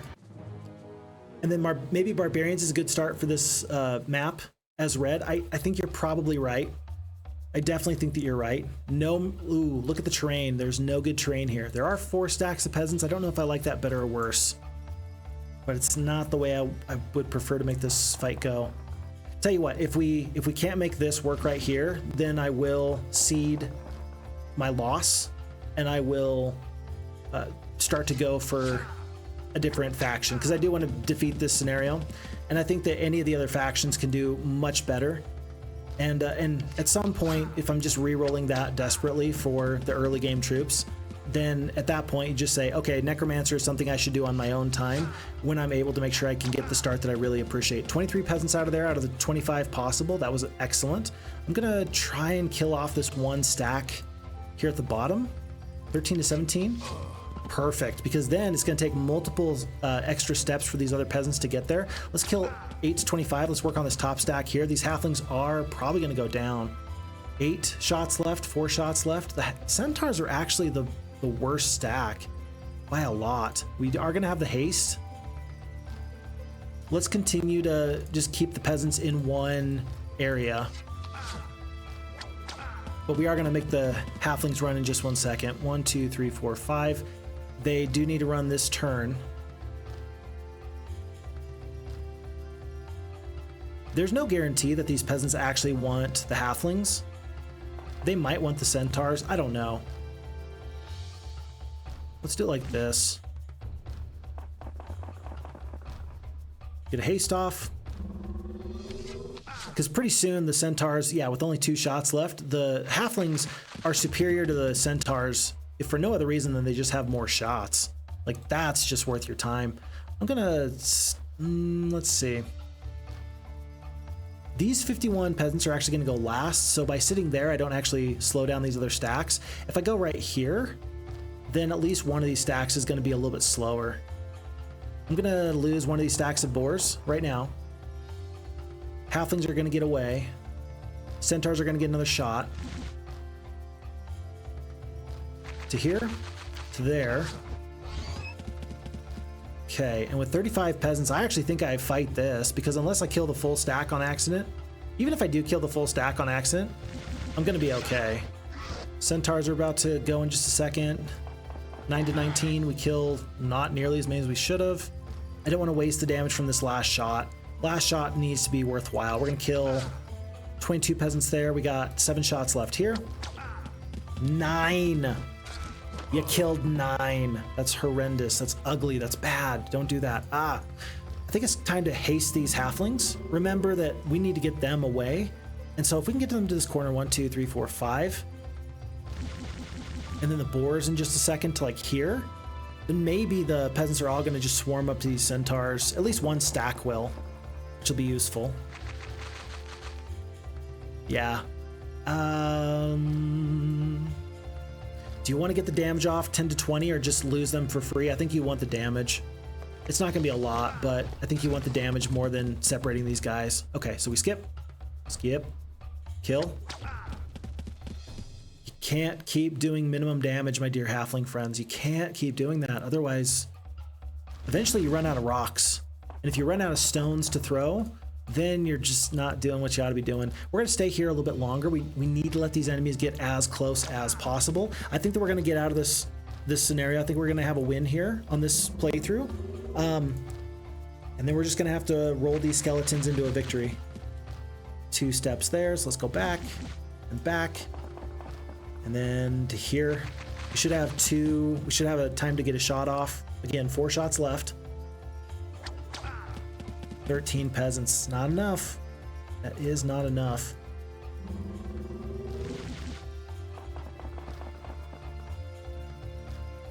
Let's go to here. Here. Skip.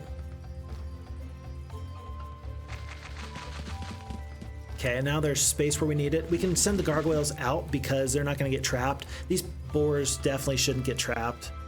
1, 2. If I put them right here, we're definitely fine. There's some damage. Boy. Boy.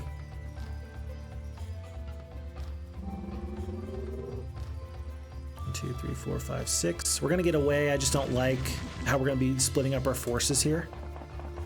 To here, to here.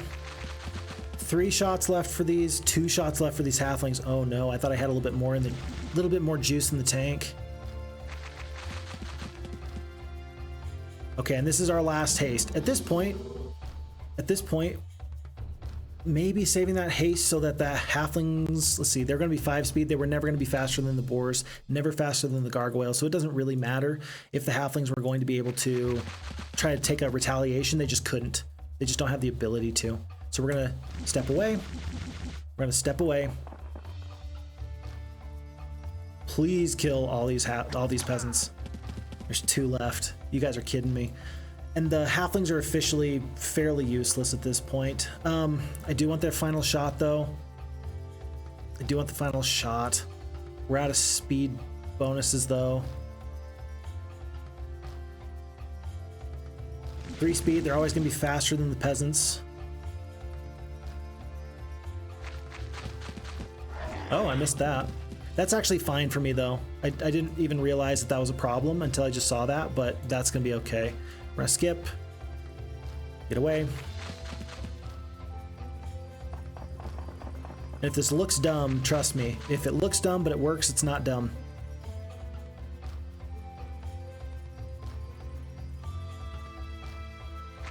Okay.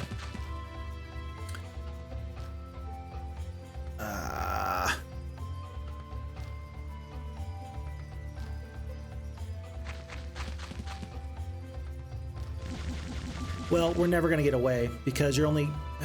yeah, you're eventually going to get away unless you run into the wall is the problem. I keep running into the wall. There we go. That's what I needed. Now I'm going to have just enough juice to just run away. And I'm going to get my final shot off. And then after I get my final shot off, then the halflings are going to be safe for 1 more turn.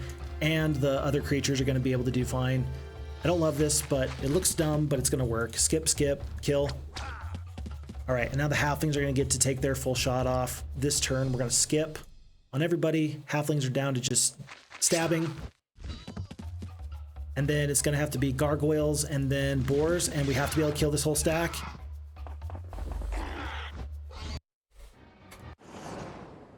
I feel so dumb. No! Okay, but could I have fought that fight any better? I don't think I could have fought that fight any better. At that point, it just comes down to getting lucky. Even if I use a sorceress, here's the deal. Even if I use a sorceress with the halflings, it's still not going to be useful for me because then I'm going to kill all those peasants and I'm not going to get them as skeletons. At which point you might as well just use another faction anyway. So you want to use the haste, you want to use a necromancer, and you want to be able to defeat your enemies. Wild. Absolutely wild. I still think it's definitely doable. I think that we proved that. The fact that we were able to win that fight in the very first playthrough, and then we just didn't get the skeletons from it to help us roll through here, I think that that was like the perfect playthrough on the very first try. And then from there, maybe what happens is that now in my mind I'm being inflexible. I saw something that works with perfect luck, and now my brain is like, dude, I need that perfect luck again. It's like a drug. I need the perfect luck in order to be successful. When like somebody in the crowd needs to stand up and be like, hey man, don't worry. You don't need perfect luck to win. You just need to play smart.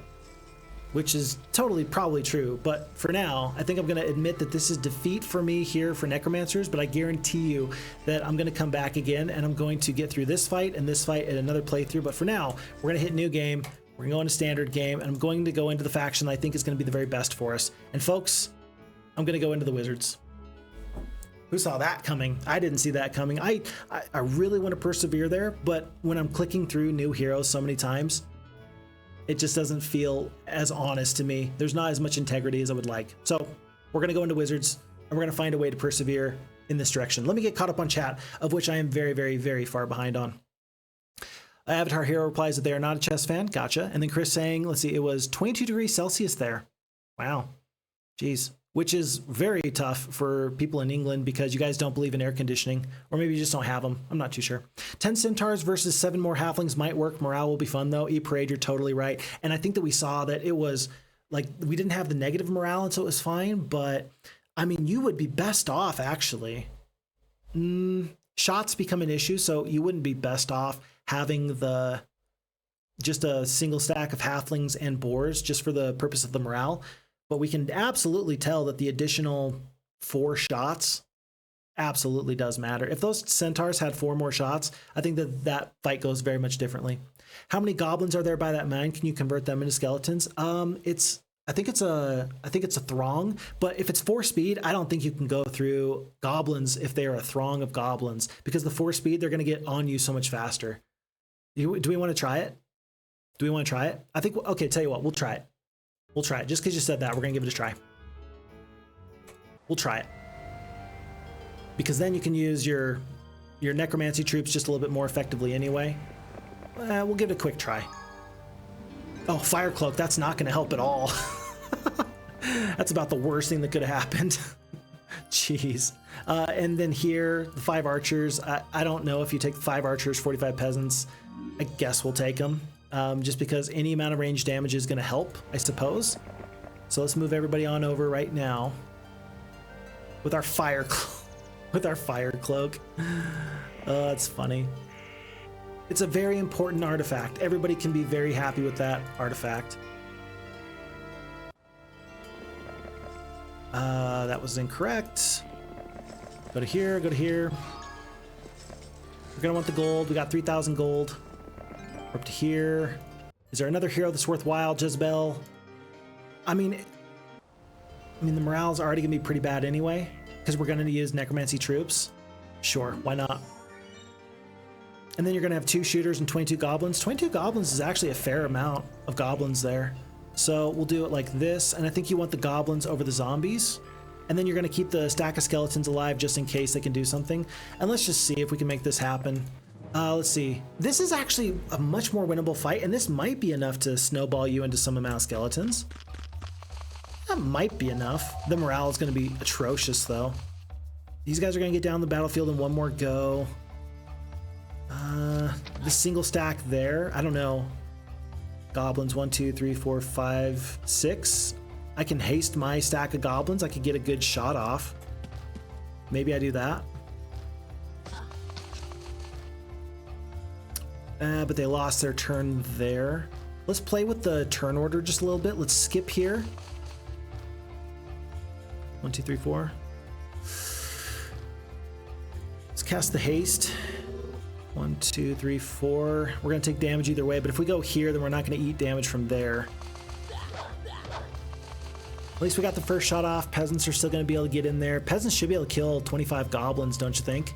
Let's try and keep these orcs fairly alive. Yeah, we killed most of the goblins anyway. 4 to 6. Let's just get damage wherever we can. Let's do another haste here onto the skeletons. They're our next best stack because 28 peasants I don't think does as much damage as the skeletons. 2 attack skill versus 5. I think that the attack skill alone against the defense of these goblins being 1, I think that that's going to be worth my time. Let's try and keep stacks alive. So we're going to kill here, and then we're going to try and kill here. And I actually think, I don't know, I think that these peasants are going to eat a lot of damage. They do. And the orcs actually stay alive. That's not too bad. 18 peasants, they could do some damage. Yeah, I think we're going to win this fight. Well, I mean, you keep having issues like that, but still, I think you're not doing horrific. Okay, so we're gonna kill 6 to 9.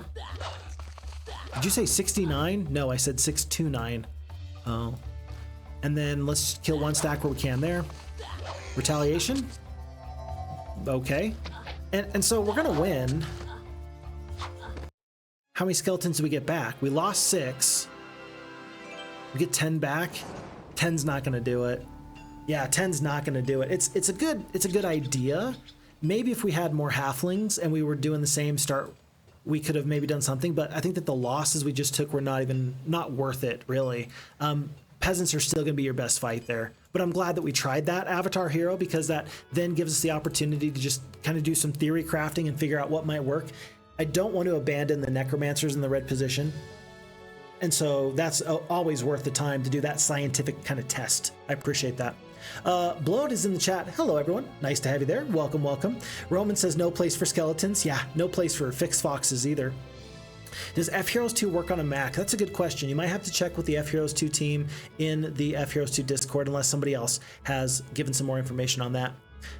Chris says yes. Chris says yes. E-Parade says Wizard faction with like 25 starting halflings would be a much better start for sure, but then you get no skeletons out of it unless you buy a Necro hero. I think you're right about that. I do think you're right about that. I mean, you could always get lucky and just hope you get a Necromancer hero. It would be better. It'd be easier to try for a Necromancer hero with the Wizard faction. One way or the other, I'm going to hit OK because this is what we're going to end up doing. And then how you install it on a Mac, I don't know. You're going to need somebody smarter than me on that. How do the halflings ever run out of shots? Hey, 12 shots and peasants everywhere. It's crazy. It's crazy. Minimum damage? Absolutely. E-Parade, there was tons of minimum damage that was happening there. It's going to be 12 and 4 for the sprites and the dwarves, and then 8 halflings and 3 of the boars for Halon and Gem, not respectively. In fact, the opposite of respectively.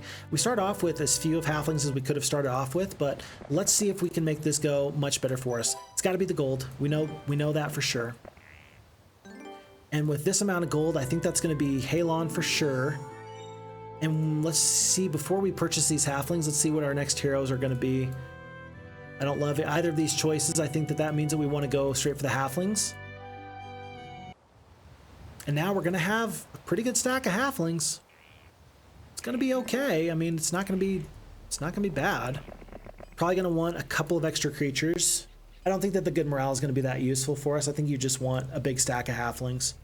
But we are officially getting a good new start on this, and I'm feeling happy for it. I do want the pen because I might be able to get into rocks. I think rocks change the fight pretty significantly. We're going to work on that pretty soon. Another 2,000 gold from that treasure. And folks, we are at the end of month 1, week 1, on to day 2, and happy for it. Skur is in the chat. Hello, Skur. Nice to have you here. Welcome, welcome. E-Parade says, would be great to have rocks in addition to those rocks. I just pictured, because you said that, the halflings grabbing one of the big birds, putting them in their sling, and just chucking rocks, the birds, at the enemies. I don't think that would increase the damage of the rocks, but it's a silly kind of proposition all the same, which we do get a little bit silly around here every now and again, and I make no apologies for it. Let's pick up our sawmill here and the wood. I don't really mind which one of these heroes takes this first fight, but I don't know. Now I'm wondering if you just want to go straight for the gems. If you're wizards, you need the ore. If you're the necromancers, because of course you do. But if you're the wizards, you might want to consider, do you want to fight this fight or go for this one? I don't know the answer to that, but we are going to be not too far away from this cliff nest. Next turn. Ivory Tower and Foundry, both of those are going to cost ore. Mage Guild, that's going to cost ore. I think you still want to go through this smaller stack here. I think you do. But I feel like we're going to want to grab another hero to help that go even better. And then Avatar Hero saying hello to Skur. Everybody's saying hello to Skur. Wonderful, wonderful. Maybe they have a bunch of favorite lucky stones. That's what I need. I need lucky halflings. We don't recruit unlucky people. That's why most bosses should get a big stack of resumes from prospective applicants who want to join their business, and then just like throw half of them away, because nobody needs to have somebody working for them that's unlucky. Just make it nice, fair, 50-50 chance that you get a call back. And if you do, great. And if you don't, great. But I'm just kidding. Don't do that. If you're a prospective employer, don't do that. That couldn't possibly be a good idea. Okay, well, we're gonna go back here. 3 rocks, couple rocks. I think I'm gonna end up waiting for the beginning of week 2, and then we're gonna set on into these peasants. I don't think that much more than that's gonna help, but then maybe we get a 3rd hero. So we're just gonna wait. And wait, because 20-something halflings. I don't think that that kills Zounds of Peasants, does it? With the rocks, it probably does. And the boars. Let's do it. Let's get wild with it. Let's go crazy. Let's go crazy. Single stacks of the boars, please. Like so. Yeah, 23 halflings. That's all we needed last time. But this time, there's no need to just barely win this fight. Especially because the ore isn't that valuable. So yeah, I think you just wait for the new week. I think that's all you do. I think you just wait for the new week. One hero goes back. Ready for the resupply. Halon's ready to step forward. Day 6. Day 7. Week 2. Day 1. We could hire another 8 halflings there. We definitely want the orchard. That's kind of a big deal. You saw nothing. What just happened? I don't know, man. Something happened. Nobody saw what happened. Yo, dog, clip that. Okay. And this is going to be I think our best possible chance at winning this scenario. This is my best hope at winning the scenario. Like, in my mind, this makes the very most sense. 41 halflings, these boars, plus the rocks. I mean, this should be my best chance at winning this fight and then moving on through here, right? I could be wrong, but I think that this should be the best chance. Glorious victory, only losing the boars, and I think we could do even better than that. So let's carry on from here. And so basically, if this strategy does work, what's going to happen is we're going to essentially be just 1 week behind the AI. The AI is going to have a 1 week's head start on us. Doesn't feel good, but it will work. I'm going to leave the boars right here. I want the peasants to go all the way around, so I've kind of used this terrain a little bit there. We're going to skip. We're going to actually probably kill, let's see, top stack. Yeah, top stack as much as possible. 45 to 3, 35 would kill 49 peasants there. Skip, skip, skip, skip. Down to 57. I think that we skip one more time. And even if these halflings do step up, if we don't kill all of them, so be it. Oh, I didn't realize that they were going to kill there. Whoops, my bad. We don't have the haste, remember that. So we do have to fight this fight way differently now, actually. Let's see. I hope that these peasants don't split is really my big deal. They're not going to reach us this turn, so we skip, skip. We killed 87, not bad. Not bad. What if I step down with this one single boar? It might distract one of these stacks like a little bit longer. And then we should have room to step up and overwhelm these peasants in just one moment. Let's actually kill this top stack, because I don't think that they're going to step down. And if they do, then this stack's got to step up. Perfect. Could not have gone any better. So we skip, skip, kill. And are you noticing what I'm noticing? This fight is way easier if you just have 41 halflings. The fight goes much better. We're gonna kill these peasants here. I don't know. We could kill up to 102 of these peasants. I think we're gonna stone skin, take the damage on the rocks. They're gonna kill maybe 1 or maybe 2 rocks on this retaliation. To kill 1 rock. And we get out of this fight with very minimal losses. And for that reason, folks, it feels bad to wait a full week, but I think that we needed every single one of those halflings in order to make that fight work.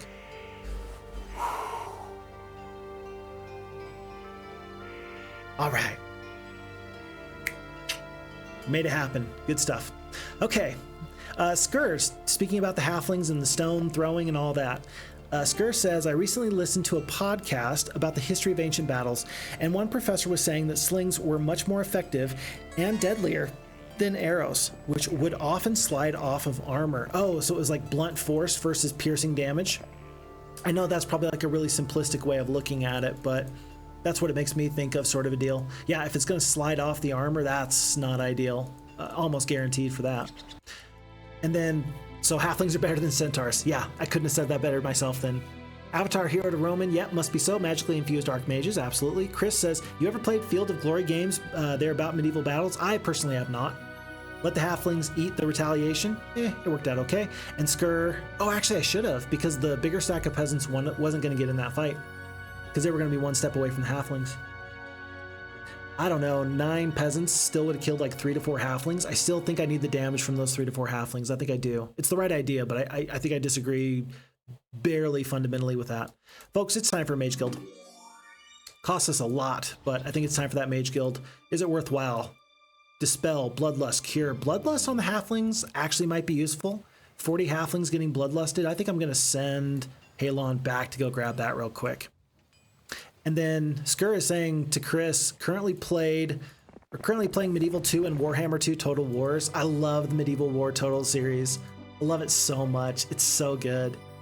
Medieval War Total 1 is actually probably my favorite out of the two. I briefly played a little bit, just a tiny bit of Medieval 2 because I wanted to know how it compared to the other ones. It's good, don't get me wrong, but there's something classic to me about Medieval 1 in the same way that I prefer Age of Empires 1 over Age of Empires 2. I don't have any rhyme or reason for it. I think objectively that the later game in the series is better, but still, I feel the way I do. So I'm glad that you're playing some excellent Total War games there. Good stuff, Skur, good stuff. Let's see. Skur says, check this out for the Heroes 2. Gotcha. We are going to go through these goblins. The treasure, the crystal. I think that we win this fight. Once again, we're going to use the boars. And this fight should go much better than it did the previous time. Truly, it will. How many goblins are there? It should be about 100. I think that these losses are acceptable. I'm just going to accept this. And that's the difference between the factions. It feels so weird to say, but it's absolutely the difference between these factions. We're going to step on the crystal mine, and then we're going to have our man Sarakin go back. Looks like there is an ultimate artifact, and it's going to be on the coast somewhere. Where it will be, I don't quite know. I do want to get this foundry, folks, but I also want the statue. Let's see, what day is it? It is currently day 3. We're going to get the statue now for the gold generation, and then we'll have enough ore in just a moment or two for the foundry. That'll be perfect for us. I do think that those golems will eventually pay off, not to mention you do need them for the ivory tower. So, might as well do that right now.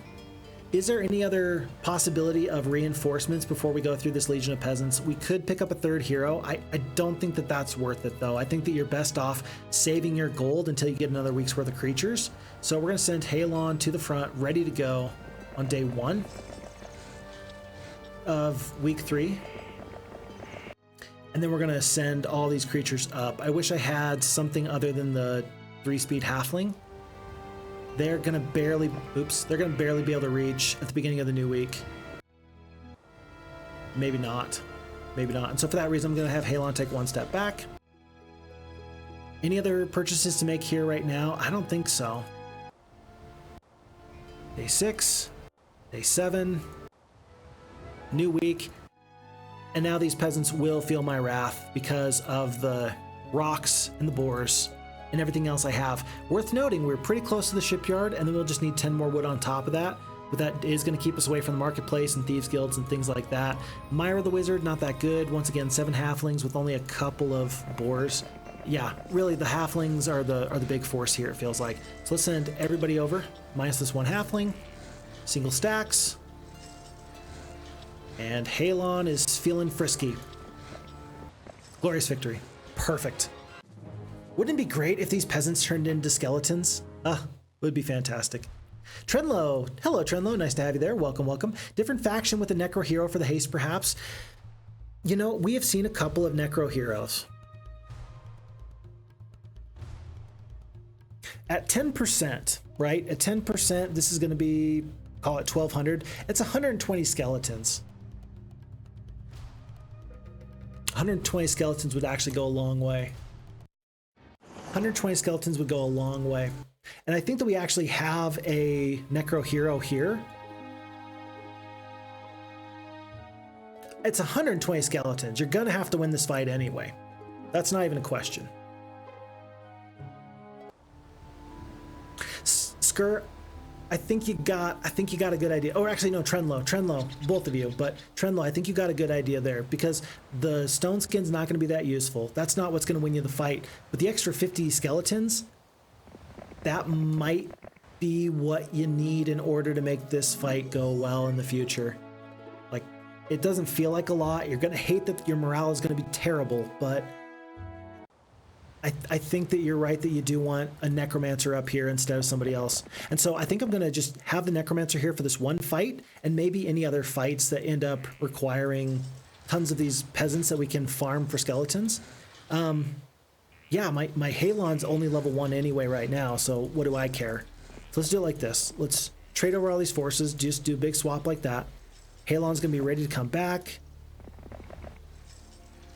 to here. Yeah, and let's give this a try, because I think that 50 skeletons, or however many skeletons, is just too many to turn our nose down at. Okay. Halflings, rocks, now however many boards we can get. It's less this time because, of course, we've made an adjustment in our forces here, in our leaders. We're going to swap like so and send everybody over. All right, and it's going to be Roxana, and she does also have the spells. The only spell she's missing out on is the Stone Skin, but she does have the haste. Let's make this fight happen. It's going to be a glorious victory. Notice how much worse this fight goes for us, though. That fight went much worse this time, but once we win, it's still going to be better for us because we're going to get the skeletons for free. Let's see. Whoa, I am somewhere weird on chat. I lost where chat is. Okay. Avatar Hero, how many goblins are there?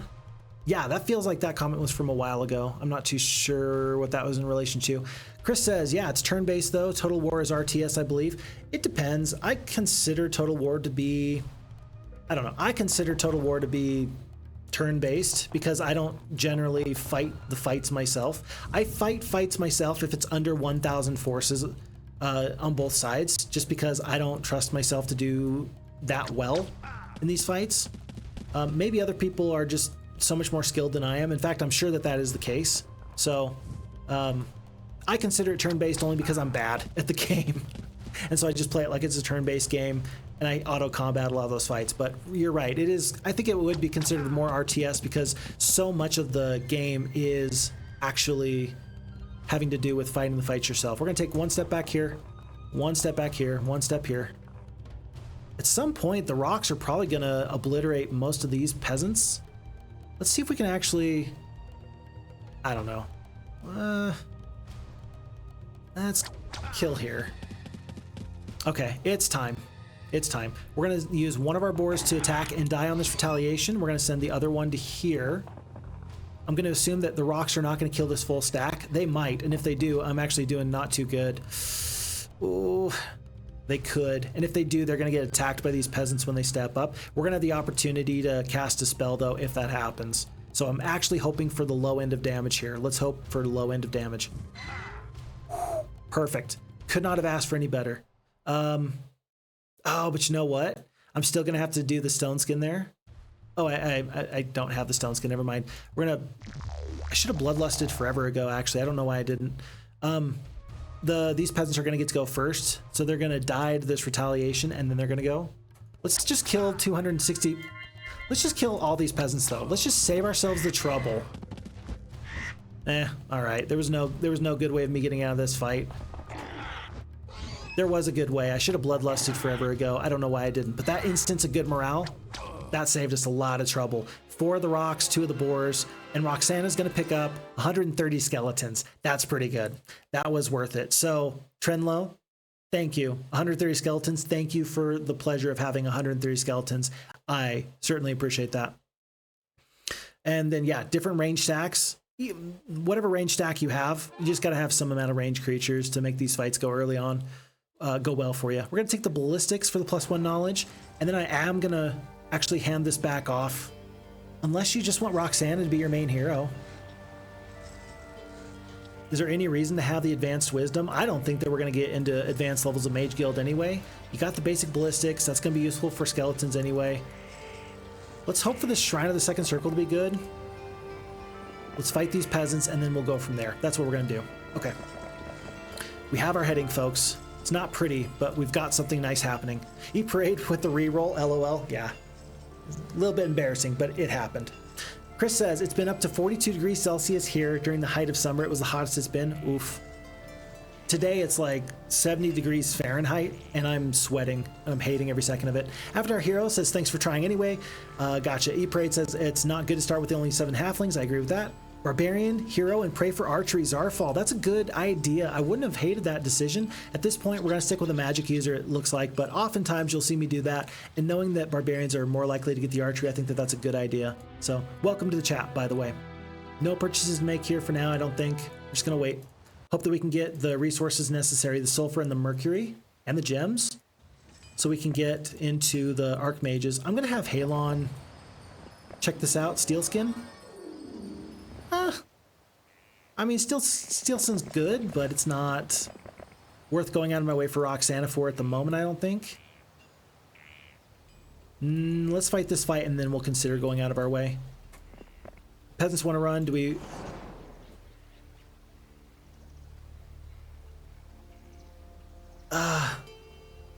That's not what I meant to do. I wanted to fight. I wanted their calcium. At this point, I've restarted so many times that I'm not going to restart now just to get those peasants. I wanted to fight them. I didn't fight them. That's my mistake. You got to live with your mistakes at some point. Folks, we've come upon a mercenary camp. We've come upon a mercenary camp practicing their tactics. The mercenaries welcome you and your troops and invite you to train with them. That's going to be the +1 to our attack. We're going to pick up this mercury for the +1 there. And we got the sulfur, got the mercury. We're just going to be missing nothing. Everything we need is right here. Wood, ore, crystal, gems, mercury, and sulfur. This is actually about as good of a start as we could have hoped for our wizard friends here. Very interesting. Very interesting. Okay. And then we'll go on to a new day. Saracen needs to move as fast as he can. First off, he needs to drop off these troops, but last time we saw a barbarian hero come our way very early on. We want to avoid that happening again if at all possible. And even if it costs us 2,500 experience or 2,500 gold for the hero, I still would prefer just to have the heads up that they're coming. That seems pretty important to me. We're going to split the rocks into 2 stacks here. Orcs are going to be pretty slow. The rocks should help make this fight go pretty well. I don't think I can fight this fight much better, but we do have a couple of spells, so we're going to give this a try. Real Phixfox says, already finished the last one? No, we had to restart a couple of times. And part of me wants to say that I'm embarrassed about it, and part of me says, hey, that's showbiz, baby. And let's see, E-Parade with the LOL avatar hero says there's a glitch in the system. Tactic, we have a sorceress hero with Bless. To have the shooters do full damage each shot. I think we did eventually talk about that. I talked about it kind of later on, but I really think that Trendla was right about using Necromancer at some point, because this 137 skeletons in this little ball is so good. It's really so good. And so even using a sorceress with the Bless, if we had no other fights to fight after that, if we had maybe like an awesome hero in a prison that was being guarded by a Legion of Peasants, that would work because, hey, just win, baby, that's all you got to do. But in this case, it made more sense to have the ability to get another stack of snowball skeletons going and then kind of move on from there.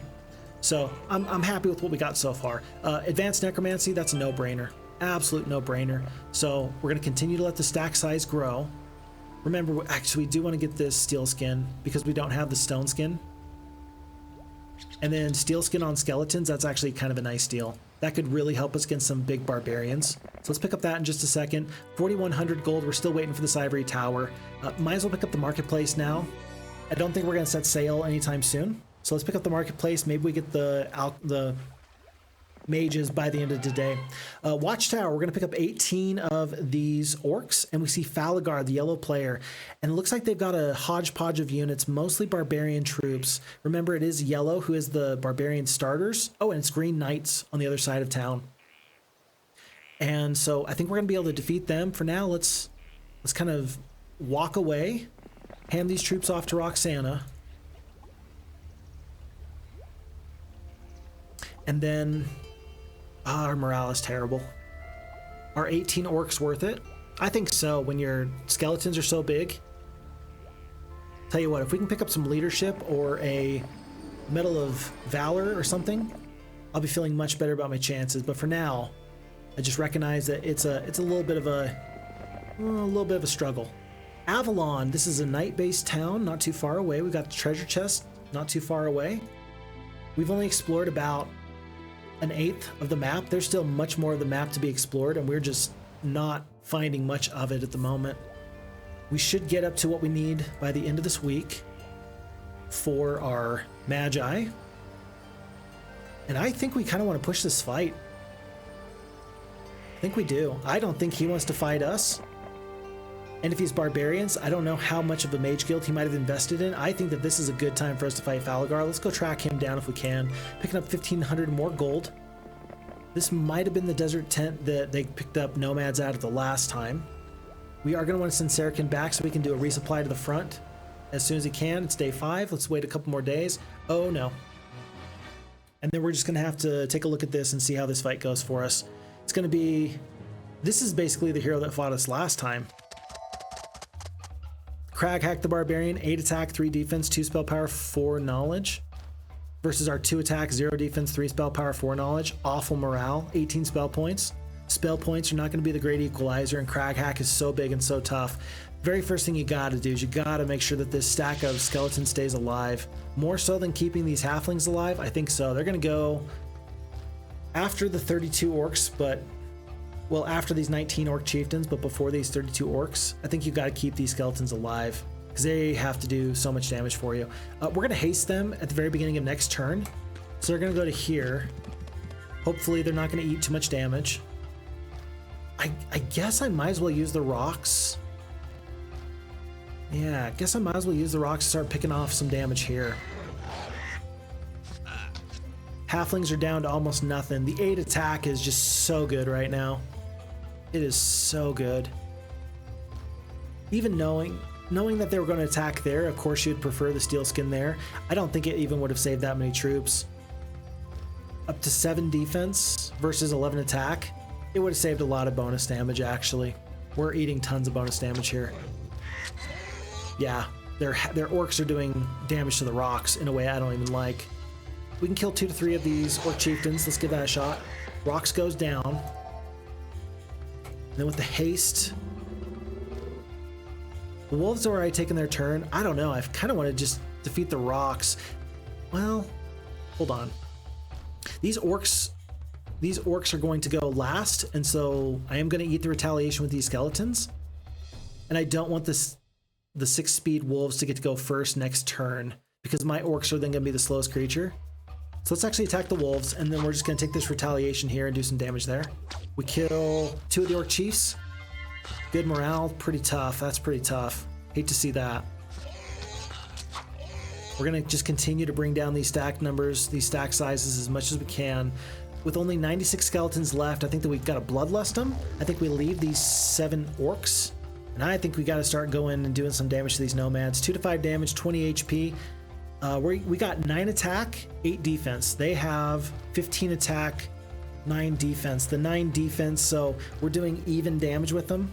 I think that this fight is not good for us at all. If we kill 14, even if we kill 14, we're not where we need to be. We killed 9. We did the bare minimum amount of damage.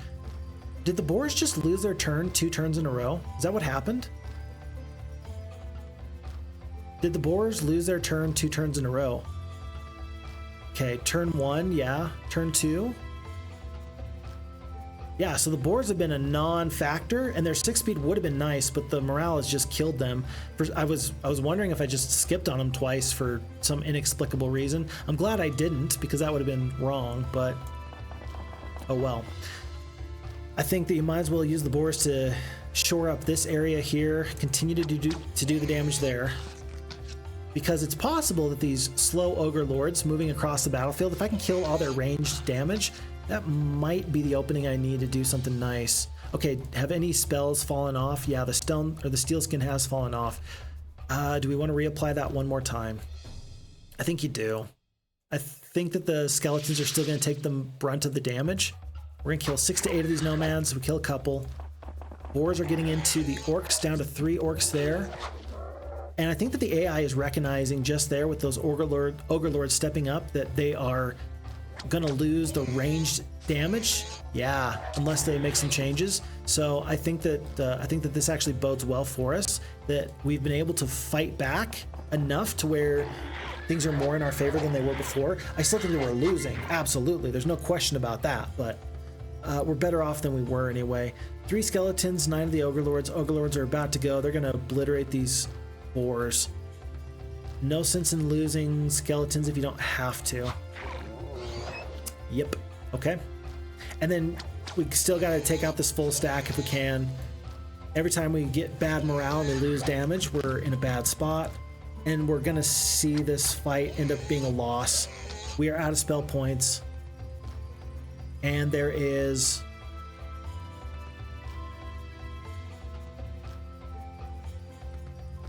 ...630 hit points worth of... 540 hit points worth of damage here of Ogre Lords. 523 hit points worth of damage. Yeah, 520 HP of Ogre Lords is just too much. So, we're gonna try and stay alive as long as we can. Killing where we can.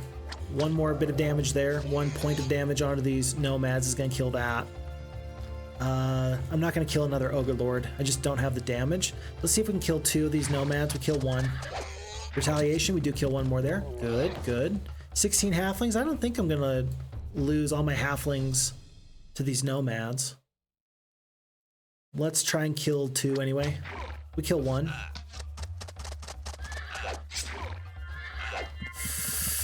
Good morale is scary, and folks, with that, I am obligated to run. Oof. Oof. Not the way that we like it at all. All right, let's go down and read chat and get caught up on this, because I think chat has an awful lot to say on this. E-Parade. That's not the best, but not useless. Magic Arrow with the slower the haste would have been great. Agreed for that. An early mage guild on this scenario, it could be excellent for you. I think that we kind of got a little bit, I don't want to say unlucky with the Bloodlust. I think the Bloodlust is terrific. It really is. But you know what? And actually, if you're going to get a big stack of halflings like we did, I think you'd prefer the Bloodlust over the Magic Arrow. Yeah, I hadn't even considered that as a utility spell, but Bless, Bloodlust, those are both excellent. I think that you definitely want the Bless over the Bloodlust, though. That's for sure with halflings. And then it is weird that the slow start faction has a better start than one of the mid-game factions. Yeah, we're doing much better with the Wizards here than we were with the Necromancers, but still, I feel like if we were able to get through that first little gauntlet with the Necromancers, borrowing troops from other factions, we might have done a little bit better. But as it was, it is what it is. Wow, I am so far behind on chat. 130 skeletons getting picked up from Avatar Hero. That was forever ago. I am so sorry, folks. I am so backlogged on chat. But they've got a calcium deficiency, and we actually did use these 140 skeletons to great effect. We didn't win this fight, but we actually were standing toe-to-toe with yellow. So I think that there's really something to be said about the value of the Necromancer here on this scenario, but I think it's very well balanced, right? I think it's very, very well balanced that we're able to use the Necromancy skill effectively, but also the Necromancy faction, just simply starting off with them is not going to win you this scenario. Yeah, I think that there's some very interesting things going on with that kind of interplay between those two things. Let's see. And then the tactic with Bless was the first Necromancer runs. Absolutely. After our hero says, oh my, Mr. Hack is a beast as ever. Yes, he is. And clearly he did overwhelm us there. Well played anyway. Imagine that fight against Crag Hack without the calcium. It would have been absolutely devastating. Not even possible. And so folks, at this point, Crag Hack is big and tough. We've given him lots of experience. Tell you what, 14 nomads, that would have helped. That would have helped a lot. Halflings probably are not available to us there. But if you can get out into the center of the map, you can hire up some other troops. Now that we know this, 3 different dwellings up here, it's kind of reminding me of Plains of Akon. If you can get into the very center and control the center, you're going to have a big advantage. I'm guessing that there's even one more nomad tent over here somewhere. So maybe if you're going to be playing this scenario on your own, I would recommend that you go for any faction that's going to help you win these first couple of fights. You got to get through 500 of these creatures there, almost guaranteed. 500 peasants there and then 1,000 peasants there. But if you do that, you're able to then resupply pretty quickly with desert tents and water wheels, nomads, orcs, halflings. Yeah, like getting to the center is a big deal. First one to the center might win this scenario. Very interesting. Huh. Very nice. I like that a lot. So we were able to get to the point where we were able to get one of each of these resource generating mines. And now here on day 6, just about on day 7, we're going to need to trade for 1 unit of the sulfur. But at the start of this upcoming day, we are going to be able to get up to the Magi. I don't think that I can rely on the Magi here to make this a win.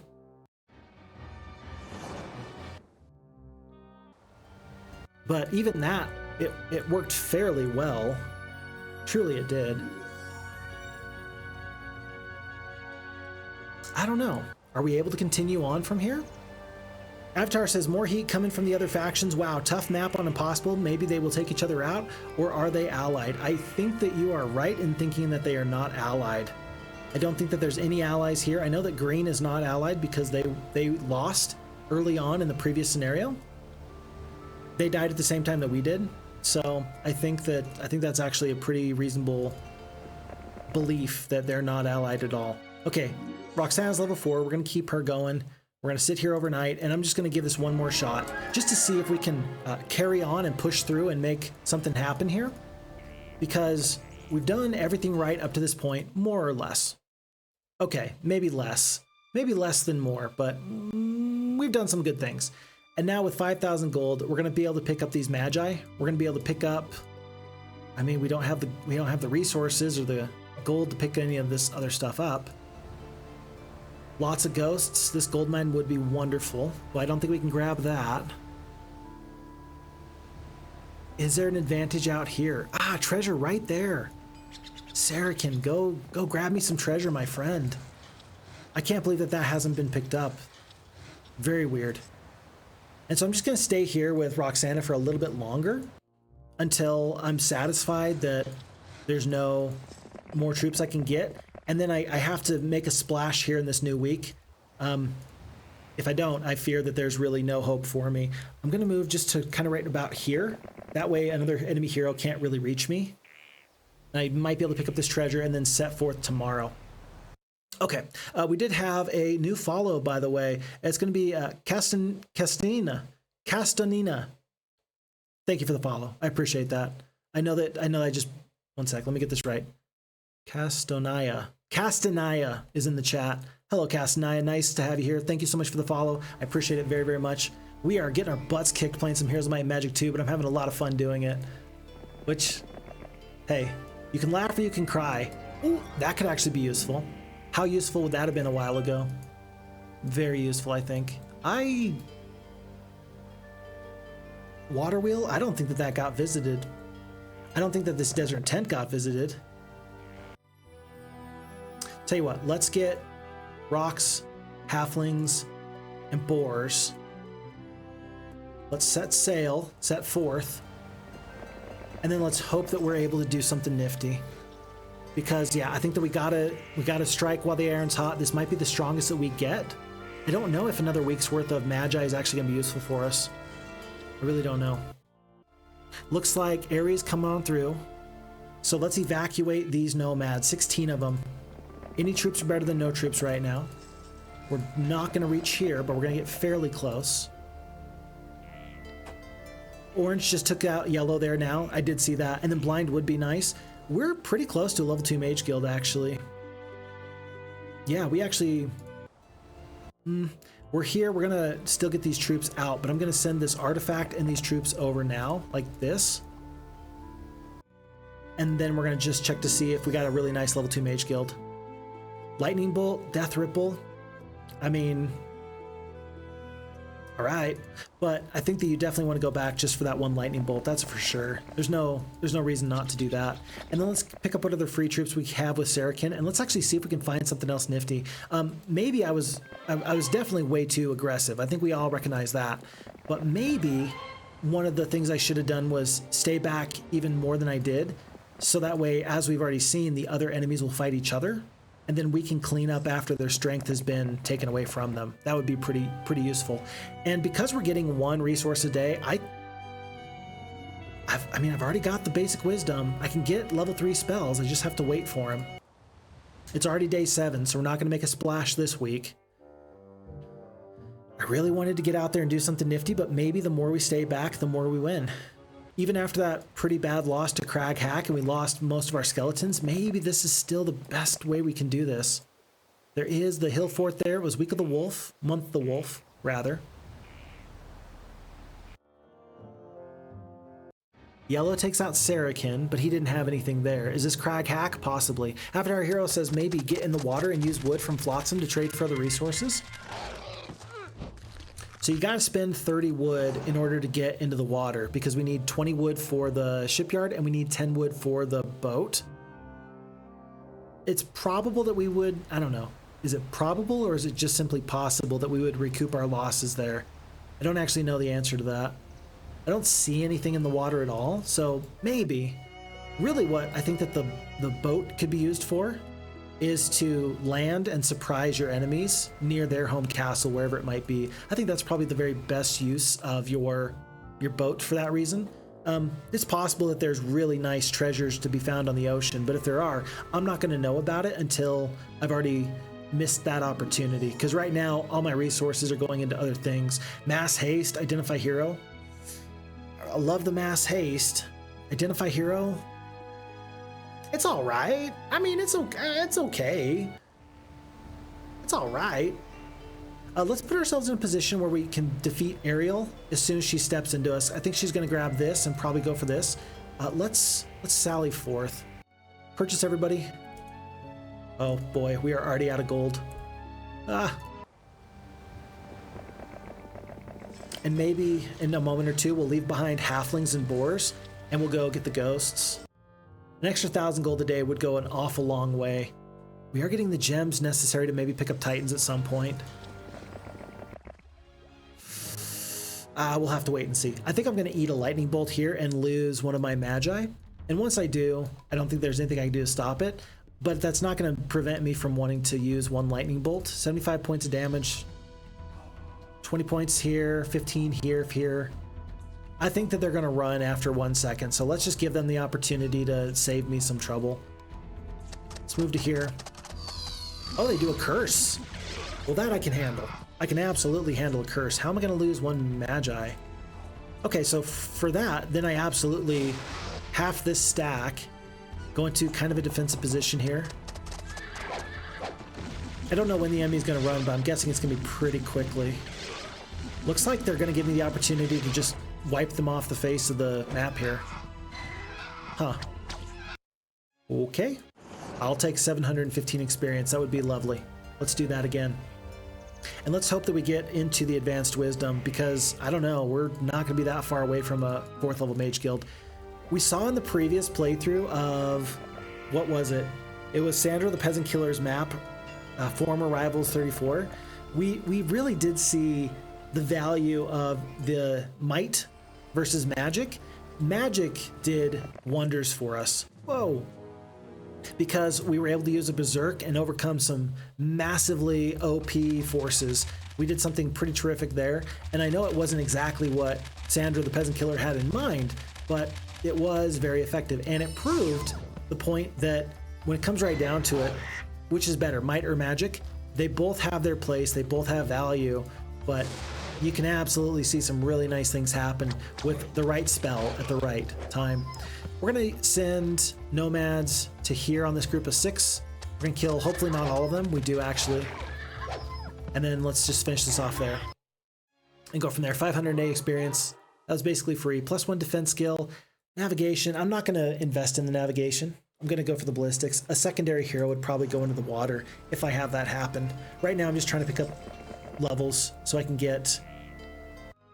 justify a 4th level mage guild. Cloud Castle, by the way, it's so far away. We're probably going to drop troops off and then send just enough forces to claim this abandoned mine. Am I playing too defensively? Am I playing too defensively? That's a really good question, and I need the answer for that. Lycian, I don't remember for which game and scenario it was, but there was a saying that, would you rather face 10 chicken-sized horses or 1 horse-sized chicken? Leaving AI to kill each other sounds fine as long as they don't get huge level advantages or on one of them, or one of them gets too strong too early. And I think you're completely correct. By the way, welcome to the chat. It's always a pleasure having you here as well on Twitch. Yeah, I think you're completely correct about that. And so I can't stay back forever. I'm not going to be able to get into Titans and Giants and win the scenario that way. That's just not going to happen, right? So really, I'm going to have to set forth at some point 10 mages. I mean, I feel like I'm getting close to the point where I can be pretty effective with the troops that I have. I'm getting close. My advantage feels like it's quickly dwindling. How about that? So you're completely right. I could not agree more with you. It's day 7. Tell you what, let's pick up all the troops we can here in just a moment or two. We're not going to go for that gold mine. Fighting ghosts could only hurt us at this point. Let's still continue to work with these mages because 4th level spells are not going to help us right now. So let's go straight for the mages. Next best troop is probably the halflings, just pound for pound. They're probably one of the better troops. 54 halflings is pretty good. And then of course rocks over boars. 100 gold left, that's going to stay behind. I did not see a Freeman's Foundry. I did see a hill fort, but a Freeman's Foundry would be lovely just so I could get the golems upgraded for free. If I had that, I would definitely do that, but alas, I do not see that, and so I shall not. I shall not. Okay, folks, so this is going to be it. Roxana, level 5, 2 attack, 1 defense, 3 spell power, 4 knowledge. I really should have stayed over there overnight. Is there a magic well out here? I'm still going to have several lightning bolts.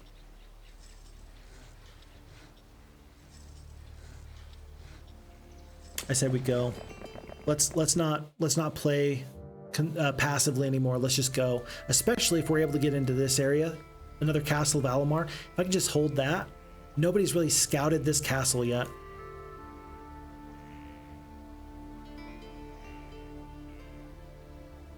Nobody's scouted the castle yet, so let's just go straight for that castle. Hope that they've been building it up and then do something nifty. Let's hope Gwyneth doesn't make a beeline for me. Let's hope that she gets distracted with something else. If she wants to fight me, I think I still beat her.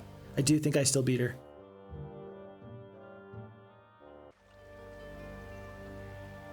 Do I beat Atlas, though? Maybe that's the question.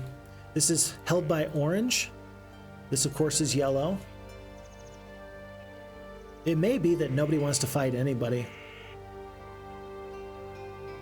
I don't think I want to fight Atlas. Even if I win, then Gwyneth just beats me. Let's see if there's halflings for free. We go from 54 halflings up to 76. That's a nice big pickup. Happy for that. And we're just going to stay right here. Hope for the best. Green is coming. Yellow abdicates their throne.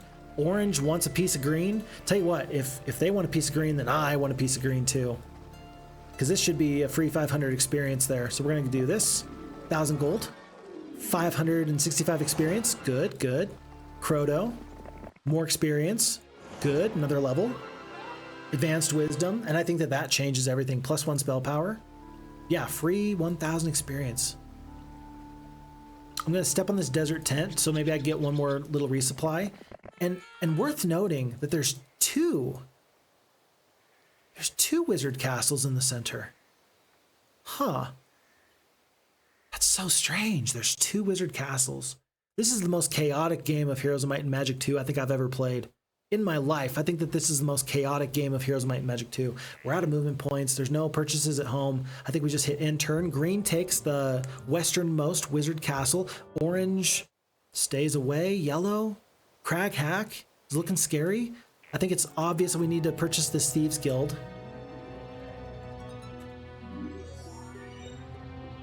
I hate that decision. I wish I'd purchased the Mage Guild so I knew whether or not to stay or to go.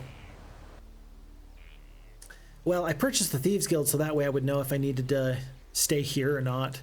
There's no defenders in Alamar. Falagar, Crag hack. We've got a 4th level Mage Guild, right? We already have it. We just need to purchase it. I think that we can head back.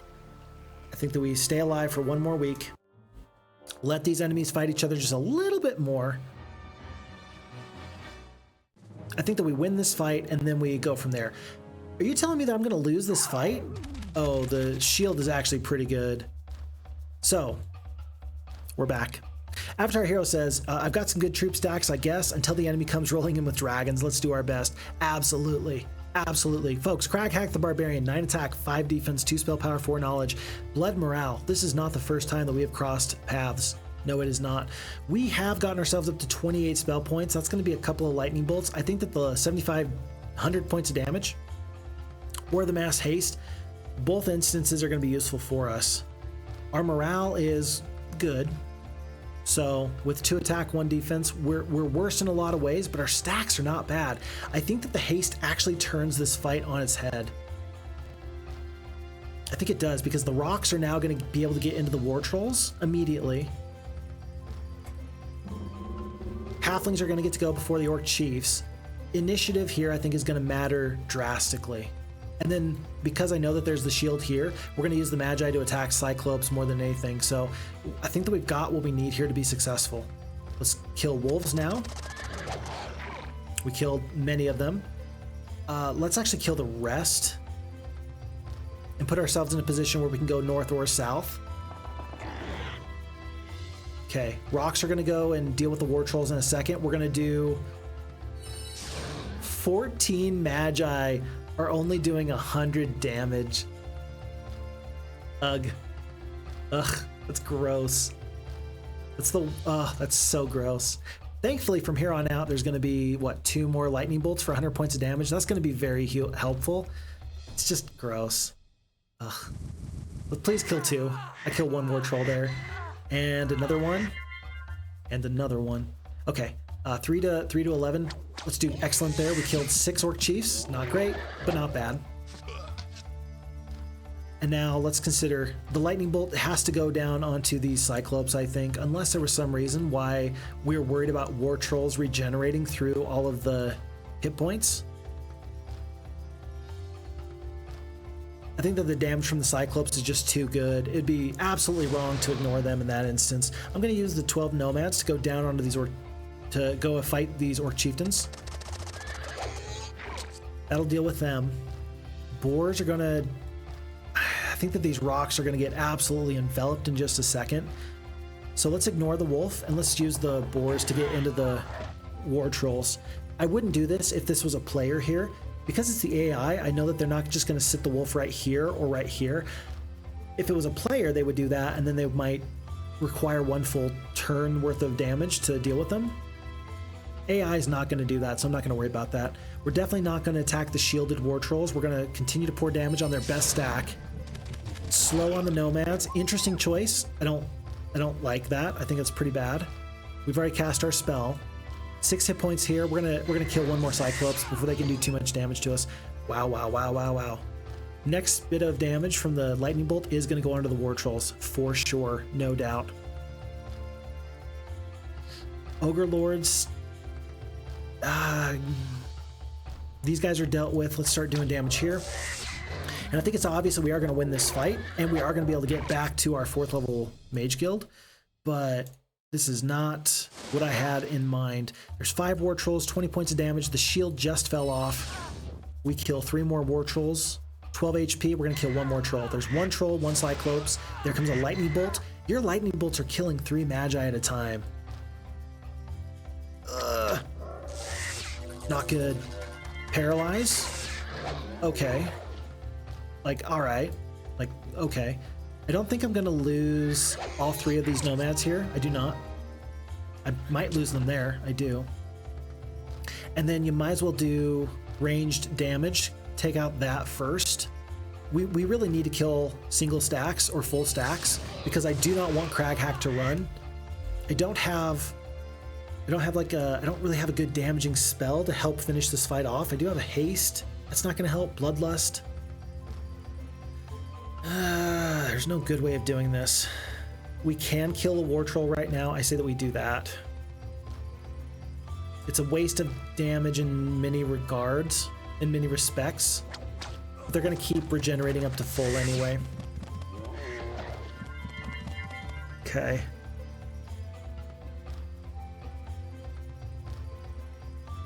So we are we're fastest now on this.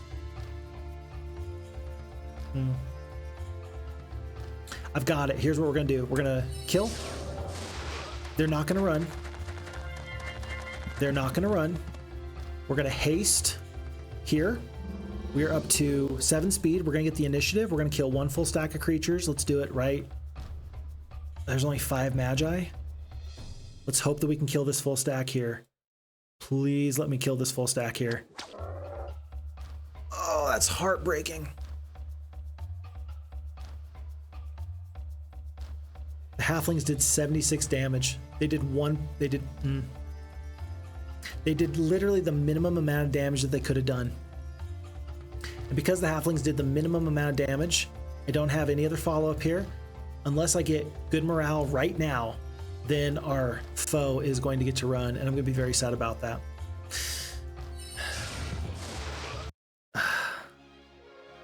That was almost really cool. That was almost really cool, but I still like the way that turned out. I just don't think at this point, though, that this is going to lead to us being victorious. I think that what this is going to do is it's going to lead orange to be victorious, because now yellow is not nearly strong enough to beat us. Like, yeah. Very sad. Very sad. But maybe Crag didn't have any artifacts and it wouldn't have mattered. It's possible. We will see. I'm hoping that I lose the Magi pretty quickly. I'm going to use them to get a shot off of damage. I'm going to want to surrender is what I'm really going to want to do. There's no spells I can cast. But right now the damage or the gold is pretty high. This is Gwyneth the Knight. 6 attack, 6 defense. My goodness. Maybe I just get out of here. What master do I serve? What am I supposed to say? Jesus? Sorry. Sorry, Phixfox wife. You and I both know that that's the answer you were going for. That's a reference to the Marvel movie Infinity War.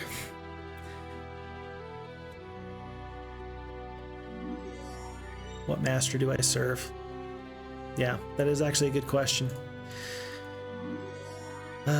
Here we are. Berserker mass slow, folks. That might be enough. Avatar Hero says, the one and only Skeletor. Berserker actually is kind of a big deal. What counteracts might-based heroes from killing you dead? Berserker. Letting them tear themselves apart. Folks, I think we're going to win this stupid scenario. After all of this, I think that we're still going to find a way to turn this into a victory. Now, we're not going to go for a 5th level mage guild because there's no reason as far as we're aware of at this point. It could be useful, but we have to wait until we hit at least expert wisdom. So there's no point, right? So for now, we're going to sit, we're going to wait. We've only got 3,500 gold. We're going to hope that Gwyneth does not attack us. We're going to let her probably take a lot of these artifact, or rather these resource generating mines. And then soon, very soon, we're going to set off an attack. So for now, 3 speed, let's get rid of this. Let's go down to just the one single bore and trade up.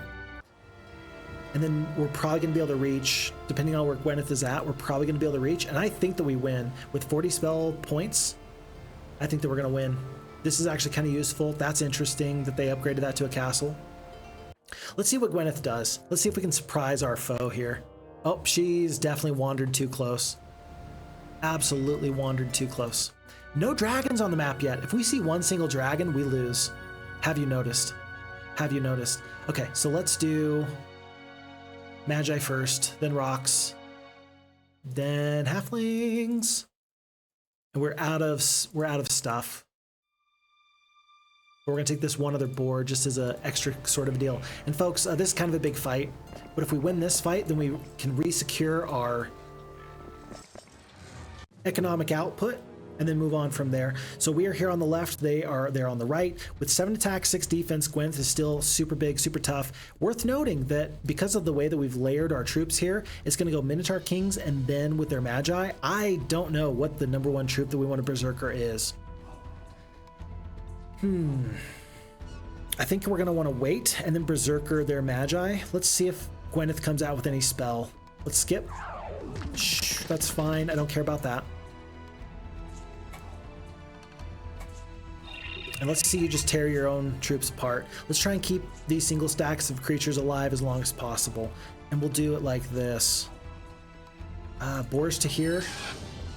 It's not that many. Griffins goes down, but we prevent the damage from going on to us. 94 halflings. I think that these creatures are all going to go before my halflings for sure. Do we kill 1 to 2 of the Magi? I think you have to. They got such high attack skill. Yeah, halflings are going to get absolutely destroyed.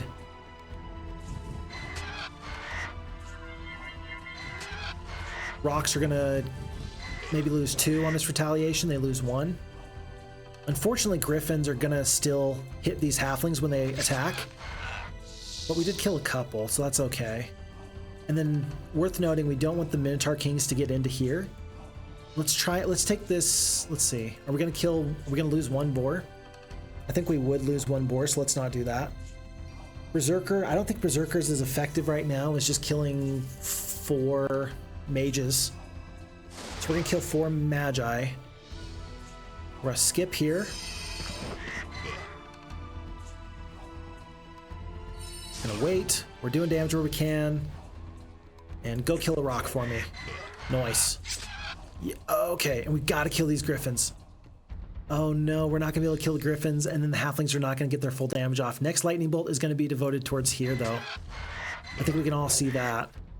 Boars are gonna have to step up into this spot. We're just trying to prevent the 6-speed Minotaur Kings from doing much. Actually, our boars are gonna get to go before the Minotaur Kings, so we're gonna be fine. We're gonna kill this griffin. We're gonna lightning bolt. Get the hints. Satan. And then 1, 2, 3, 4, 5, 6. These Minotaur Kings are going to get into us either way. So let's actually use the board to kill 1 rock and take the retaliation. It's good. It's very good. Yep, halflings are a good choice there. I don't hate that choice. I'm going to send the 1 boar up. It's just going to sit right there. Bye, friend. And then because the rock has no retaliation, we're going to kill it there now. We've already used our lightning bolt. I don't know if we're gonna have enough damage to kill these Hydras, though. You gotta keep these Magi alive, and the Halflings for that matter, though. We can kill the 1 rock, and we can barely tickle these Minotaur Kings. Let's kill the rock. Let's skip on the Halflings. Let's lightning bolt here. And the 1 mage is probably gonna kill a couple Halflings. That kill 6. And the shield is about to wear off, so I'm actually going to wait on this shot. But unless you end up casting a haste on these Hydras, I now officially just kite you into oblivion. So that's what we're going to do. We're just going to start running and know that every step that they slither is going to availeth them nothing. Because as fast as they think they are, I'm going to be faster. And I'm going to have terrain for that matter. So let's do some damage there. And here. We do have to worry about morale. That could be a problem. We're not going to haste. I'm going to use the lightning bolt to finish off this enemy at the end of this. And we are going to win this fight. I thought this fight would go much better. I'm very sad for it not going as well as I would have hoped, but, you know, well, we're going to win. That's got to count for something. That's got to count for something. Okay. Why does this scenario feel like we're just playing with speed all the time, and every single creature we're trying to kill, it's all about whether or not we can hit them enough times before they actually, like, kill us or not. Feels kind of weird. Feels kind of bad. If these guys get good morale, we're toast. Remember that. Good, good, good. Good. Good. 8 more shots. 6 more shots. Still fine.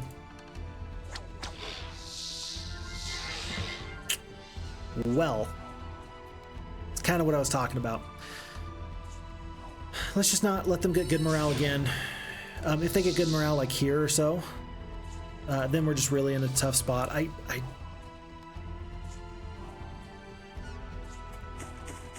Yeah, either way, good morale is just not my friend. So we're gonna skip, skip, skip, skip, run. 4 shots left. Hoping to get him down within range of the 1 lightning bolt. And it's going to be nice because the boar is going to be able to take the first retaliation before everything else happens.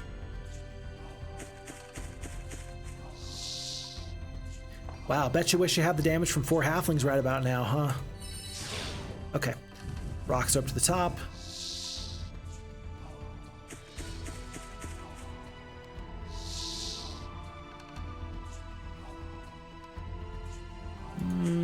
That should be fine.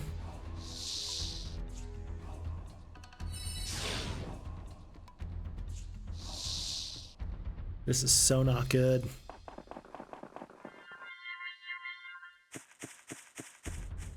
Okay. And Avatar Hero says, dude, Phixfox, got to say this is some high quality time here playing H2. Thank you, regardless of the ups and downs. You know what? I know there's a lot of downs when in this particular scenario like that, but I really truly do feel like the ups and the downs, like all of them together, that's what makes this so fun. Because there's a lot of times where I feel like I do get lucky and I win scenarios very effectively and things go great. I feel like that does happen an awful lot for me, and I'm grateful for it, but I really do appreciate the times where things don't go perfectly, because everybody else's playthrough is not going to go perfectly. So if my playthroughs are not going to go perfectly, if your playthroughs are not going to go perfectly, it's just worth noting that, well, we're doing the best we can with what we have. Okay, this is bad. So here's what I'm looking at. We need to attack now. Everybody can reach. We're going to lose the boar here. We take the retaliation. We're going to attack here. We're going to do 18 to 24 damage, so we're not going to kill one full Hydra. I can kill one here if I get the high end of damage. Well, just as long as I don't get minimum damage, we're going to take the retaliation from 2 of these Hydras. I don't think that they're going to kill me completely. But the problem is that I don't know if I'm going to do enough damage to then make the lightning bolt worthwhile. I'm going to try. I'm going to try and kill this hero. This could be a huge mistake. We're going to have to wait and find out, because there's one retaliation. It's not going to be enough.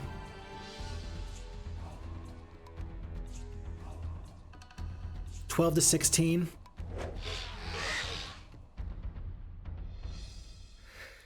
It's not going to be enough, because you'd have to do 32 points of damage here. And I think that this one Hydra is absolutely going to kill your mages and your rocks in just a second. They're not going to kill 40 hit points worth of rocks, though. And now with 28 HP, you got 27 left here, and it's not enough. It's not enough. That's incredible. The stack of Hydras, we really needed +1 knowledge. My goodness. Lyshin says, I was Hydra versus Magi for the AI against FHeroes2 AI. AI actually plays around the chance you may get good morale and kite accordingly. And clearly, 2 instances there where I lost all the halfling damage, that would have made this fight a win. Even not losing that one Magi, I think that would have won the fight for me. In both instances, that was an absolute loss.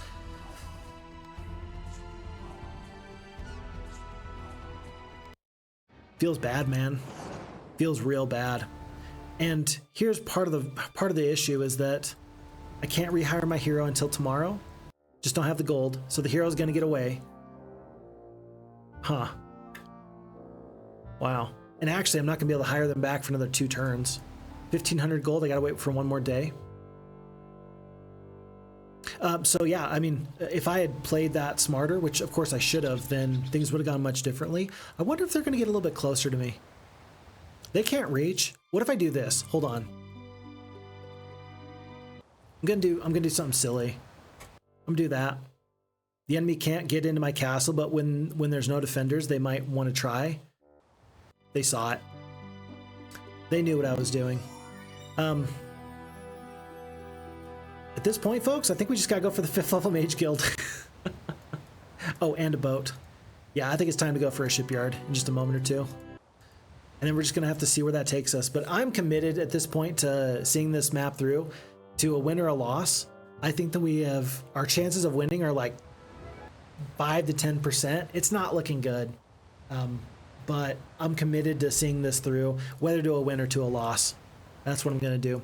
I'm gonna do the shipyard now. I'm not gonna trade for the resources. Yeah, I will. I'll trade just a little bit of gold. I just need 250. I'm gonna pick up a ship. Oh, I need the wood, so I could have just waited tomorrow anyway. I am gonna go pick up this right here though. Gonna set off safely, grabbing what I need. We do have full spell points for Roxana, but if she gets attacked, she's just done. As soon as we see Titans or Dragons, it's over. Like,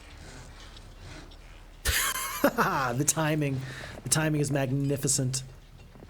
Could not have agreed more with the timing on that. And then I can't leave because I think that orange is coming straight for me. I could start to do left turret, right turret. The moat's not going to help. Tavern? Okay, yeah, they just need to leave me alone for a little bit longer. So now because they did that, I'm going to buy a boat. I'm going to hire another hero. And it's going to be Agar. That's no worries. We're doing fine. Yes, really getting possibilities and setbacks and new positions and wins. So unpredictable, so interesting. I do the best I can with what I have. And yeah, we'll see how this goes. I'm committed just to seeing this all the way through at this point. I do need to pick up these two things, but I'm going to wait just a little bit longer. I'm going to see if maybe there's some sort of salvation on the ocean, because there might be. Yellow and orange are still mixing it up. Tell you what if I found a way to land and just steal dragons?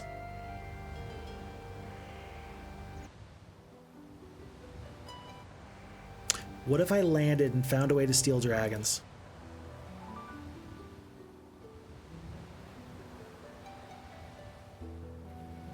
Day 4. Is there any chance we get here? It's going to take, what, 3-4 days to get up there?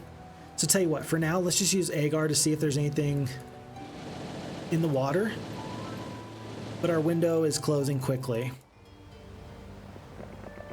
Phixfox wife, well, I think it's nap time. So much for that hour. Oh my gosh, I completely forgot. I told my dear sweet wife that I would only be an hour, and we're about 3 hours into this playthrough. It just turned into a really crazy playthrough. And the nice thing is I think that for better or for worse, this scenario is going to finish up pretty quickly. So I don't feel too bad. It looks like the map designer specifically did not leave anything out here for us. Green player being vanquished is one of the worst things that can happen for us, because as was already mentioned by Lycian, it's bad because now there's a big tough enemy out there. The strategy of letting them all fight each other, it works to a point until somebody eventually wins. I think that if green player's just gone down, that we are really having a bad time. We're gonna pick up this Magellan's Maps. A retired captain on the fishing platform is gonna tell us that there's absolutely nothing out here. Yeah, what a desolate place. This is kind of interesting though. You got one enemy here, and I guess you got one enemy here. That must be where green is, up here. And it's green knights, so I don't think we got to worry about that too much. There's a boat there. So surprising. Empty seamen. Yeah, absolutely. We do have the gems coming up. 5th level Mage Guild, not useful anyway, but we're slowly getting to Cloud Castle. It's not going to help, but maybe a library though. Maybe a library would help.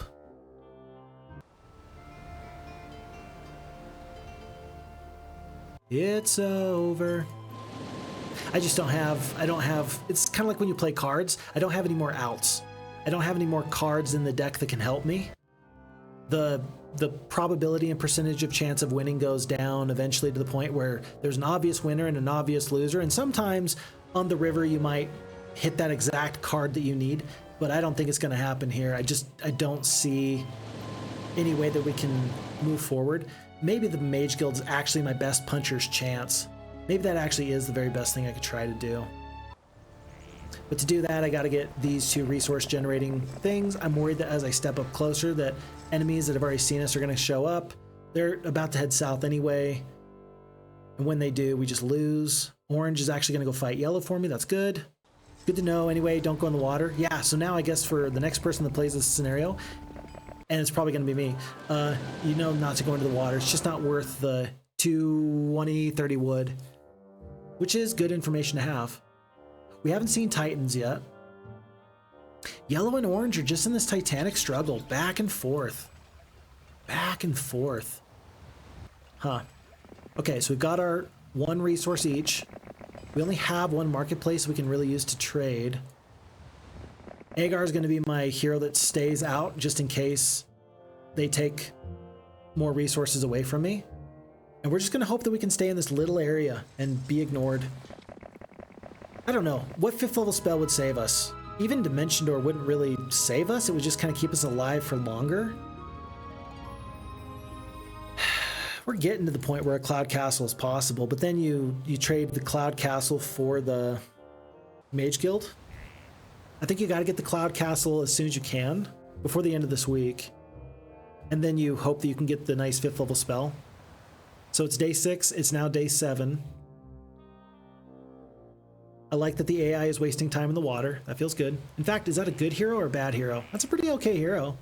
So yellow is actually hurting themselves right now, which I'm fine with. We're gonna trade for 1 unit of gems. Boop. Cloud Castle. And then in 10 turns, we should be able to get the 5th level Mage Guild, and we'll know if we have a chance. Let's just power through this. Week of the Hedgehog. Sleep, sleep, dead. Avatar's Hero says Dimension Door all over might work. It might work. Like, a Dimension Door actually might do something for us there, especially if we can just steal a castle at the right spot. But with only 4 knowledge, that's only 4 Dimension Doors we have at a time, and so it's kind of tough to do, but that is the strategy. Lation says, what a waste on 1 turn of build gold and ore. Yeah, seriously. You ain't wrong there. Excluding the time lost on the embark and disembark. Yeah, just the 2,000 gold and the 30 wood definitely could have been used somewhere else. I guess it's 3,000 gold, huh? 3,000 gold because the shipyard's 1,000 gold as well. It would have been nice if there was one little deal. Many people do not know that on the map Pyramid, there's actually something in the bottom left corner. You don't have to go there. It's not necessary for you to go to that corner on the map Pyramid, but if you do, if you're really struggling, there is a Dragon Utopia down there, which could win the game for you if you do things the most correctly. It would be long and tedious, but it's possible anyway. So, you know. Here, there's no such possible comeback mechanic. There's no way that you can be super far behind and then struggle your way forward to victory. I mean, at least we're picking up Titans at this point, but it's really going to come down to the 5th level Mage Guild. What would not do it for me is things like Summon Fire Elemental, Summon Water Elemental. Those would not do it for me. Armageddon would definitely not do it for me. Crusader Growth up by 5, that's pretty bad. Lots of things wouldn't do it for me. I suppose that it's nice that we do have the library, so we actually are going to get 2 5th level spells. I mean, hey, we might be the exact right faction just to see if we can pull something wild off. All right, folks, 5th level Mage Guild. Let's see what we can get. Yeah, that's not going to do it, but we do have one more out. It's the library. And we're going to know in a couple more turns if we got another chance here. Yeah, the Armageddon's just not going to do it for us. Let's see. Do I have any? I don't have any creatures that are immune to Armageddon anyway. If I can get a couple of dragons, I might have some ability to change my fortunes there. Yellow is doing good. Orange is really getting pushed back. I think orange still controls the dragons. I don't know, but yellow's got those two castles in the center. Few black dragons up to archmages, but not into titans. Library is still 1 gem away. You know what? I don't want to wait. I don't want to wait. And this is for all the marbles, folks. This is for all the marbles. What do we got here? That's not going to do it. Armageddon, Resurrect True, Berserker, Mass Slow, Set Earth Guardian, Identify Hero, Mass Haste, Mass Dispel, Lightning Bolt, Dragon Slayer, Death Ripple, View Artifacts, Dispel Magic, Bloodlust, Cure, and Shield. This is a great Mage Guild. Generally, this is a great Mage Guild. This is pretty fantastic. It's just not going to win the scenario for us. It's just not going to. I am going to do one final thing, though. I'm going to get into the boat. Roxana has officially picked up that spell. She's going to get into the boat. Agar is going to be ready to send any troops he can with her in just a moment. And she's going to go and see if she can pick up dragons. If she can pick up dragons, maybe we can do something with the Armageddon. But it's highly unlikely. We're going to be trading everything. There's no other resources that matter but gems. We're going to do it like this. I'm going to pick up 1, 2, 3 there, sort of a deal. 1 here. I guess that's only 4 giants. They're still my best unit. They're like my most cost-efficient unit. So I better trade for these like this. It's 2 more. And then the rest of this is just going to go into gold. gold for other troops that are going to be useful. Supporting troops, including these mages. There's 11 of them. We're going to take all these forces because every little bit might help. And we're going to let Roxana discover her fate. Be the master of her own fate as she tries to land and steal a castle. After our hero, yeah, you can set Guardian and hope for the best. Yeah, if that's my number one strategy, that's really not going to be it. Lyshan says, great Mage Guild if you're already strong, pumping out Titans, looking for a big fight. You know what? You actually got a really nice point there. This upcoming fight with the... She doesn't even have Expert Wisdom. I'm so sad. I totally forgot that I didn't even have the Expert Wisdom. That's so depressing. He says as he laughed. Not quite maniacally, but he did certainly laugh. Okay, so Sorpagal is right here. I think that what we're going to do is this. I want to make sure I can scout this just enough to see what's there, and then I'm going to run away. It's day 3. I don't think I want to land just yet. I think I want to land on day 7. And so then that way on day 1, I just show up, and I land right outside of this castle. So right now I could land pretty much right there. I think that this boat actually blocks me from doing that. Maybe a big tough hero is going to get into the water, and then I'm just going to go back the other way. Did you get into the water? No, nobody got in the water. I thought that they did. Day 5? Day 6? Still nobody in the water. No defenders. I'm going to wait for one more day.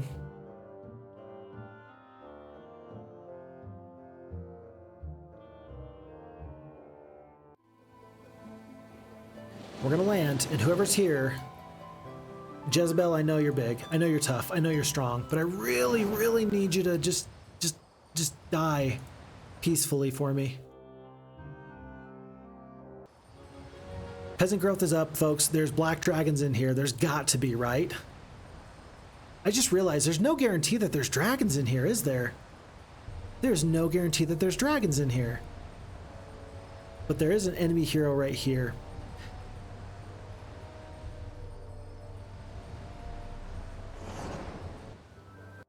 I think we're about to get attacked in the boat. If not, we're going to sail up north and we're going to try and take dragons at the top. Okay. There were dragons, so they went from a few up to several. And then blunder on top of blunder. And I'm officially ready to say that this scenario is over. I am going to go for the castle in the upper left here, because I feel like there's one more dungeon castle up here. There is. And actually, with only a few dragons but the Titans, I think that this might be a better fight. We'll see. But either way, not good. Bad and not getting any better. Oh, did you see that? Do you know what just happened? Sabu hops into the boat. We land. Oh, but he's going to land right there, isn't he? Navigation would actually be useful here because we could sail away and then backdoor him. But because we land now, he's going to land again, but he's going to land in front of Rockhaven. So we can't actually stop him. Cannot actually stop him. Maybe we go south? Try and make Crag Hack fight him? Staying alive. Staying alive. And that's going to be it, folks. Okay. Our final fighting force of 11 of the mages, 6 of the giants, 2 of the gargoyles, 7 of the centaurs, and 1 of the rocks is going to die to 3 titans, 12 master swordsmen, 10 of the crusaders, and then some single stacks there. Once again to Crag Hack the Barbarian. For the 3rd time, Crag Hack the Barbarian is going to obliterate us, and I'm very sad for it. But I'm going to make sure that he has a real bad time as we do so. So let's just do it like this. I don't know. I hope that the Crusaders attack here. I don't think I can guarantee that. They do. We'll call that lucky. And we're going to end up doing that again. Let's kill the single stack there. Ah, you see, well, maybe if I Berserk again, the Crusaders are going to fight in the appropriate direction. It's possible. It's possible. Start pumping out damage where we can. And let's set the rock right there. Damage goes down. Berserker, we can cast it 2 more times. There's 1 of them. We'll skip. Oh.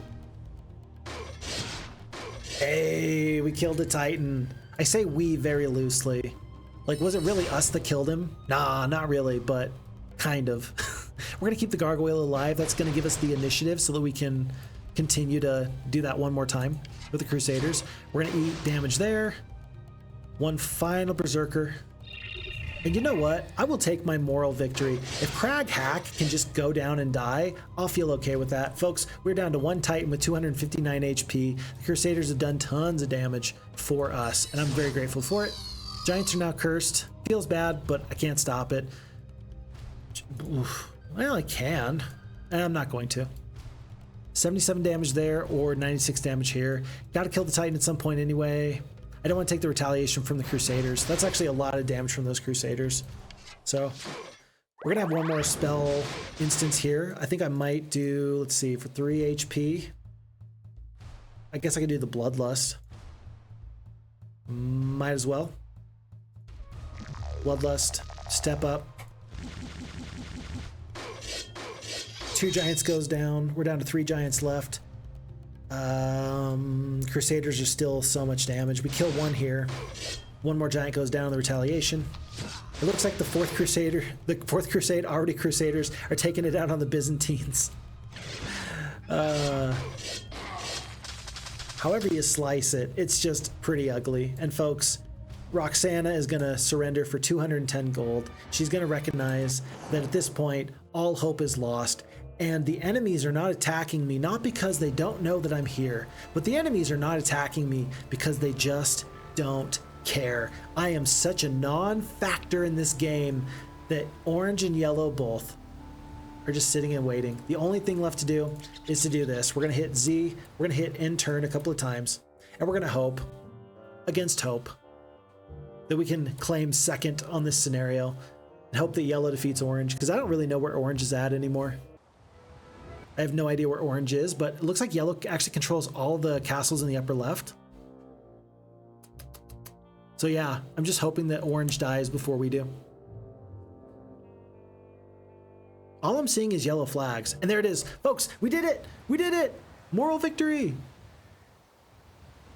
That is 4th, 3rd, 2nd, and 1st player. We take 2nd, and for that, I bid this enemy adieu. And good night. So, folks, with that being said, what a very fun playthrough. I did not anticipate that this scenario, when we started off with Forsaken Lands, was going to be this tough. As a recap, we started off as the Necromancer. We just hit random in the red position here, and we had some really good chances, and I just blew it. On the very first time with the skeletons, I lost out on picking up 50 skeletons because I didn't have room in my army for the Necromancy to work after we killed Zounds of Peasants, right? And so then we weren't able to kill a Legion of Peasants after that. Okay, these things do happen. Then we tried several times to make it work anyway, having to try to borrow Halflings and Centaurs from other heroes that we could hire for 2,500 gold. It didn't work.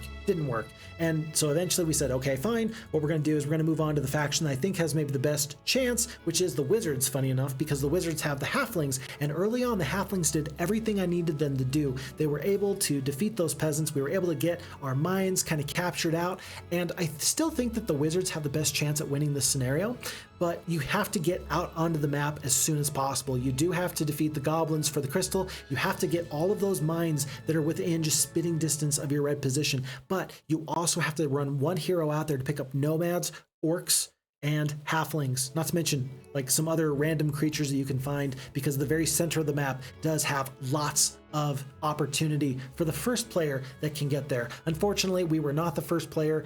Barbarians, being yellow, they have a great advantage in getting to the center of the map. They beat us this time. I wonder if in the future we can improve in that way, and in that way we might be able to still make Wizards or any other faction work. But that is unfortunately going to have to be for another day. Folks, I'm grateful for the time I get to spend with you here right now. I love Heroes, and even on a frustrating day like this where we don't actually walk away with the win, it still feels good to make sure that all my losses and all of my victories are on full display.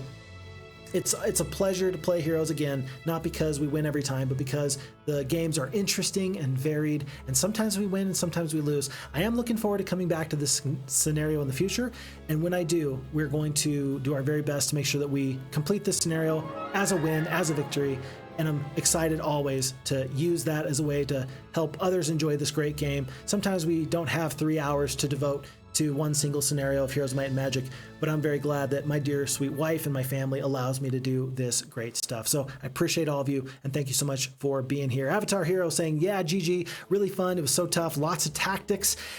Heroes Broken Alliance says that was epic. Blind, could I buy the blind for a good start? Avatar Hero says maybe I could. Maybe the blind would be the difference there. We will have to take a look for that. Zents is in the chat. Zents, hello. Very well to have you here.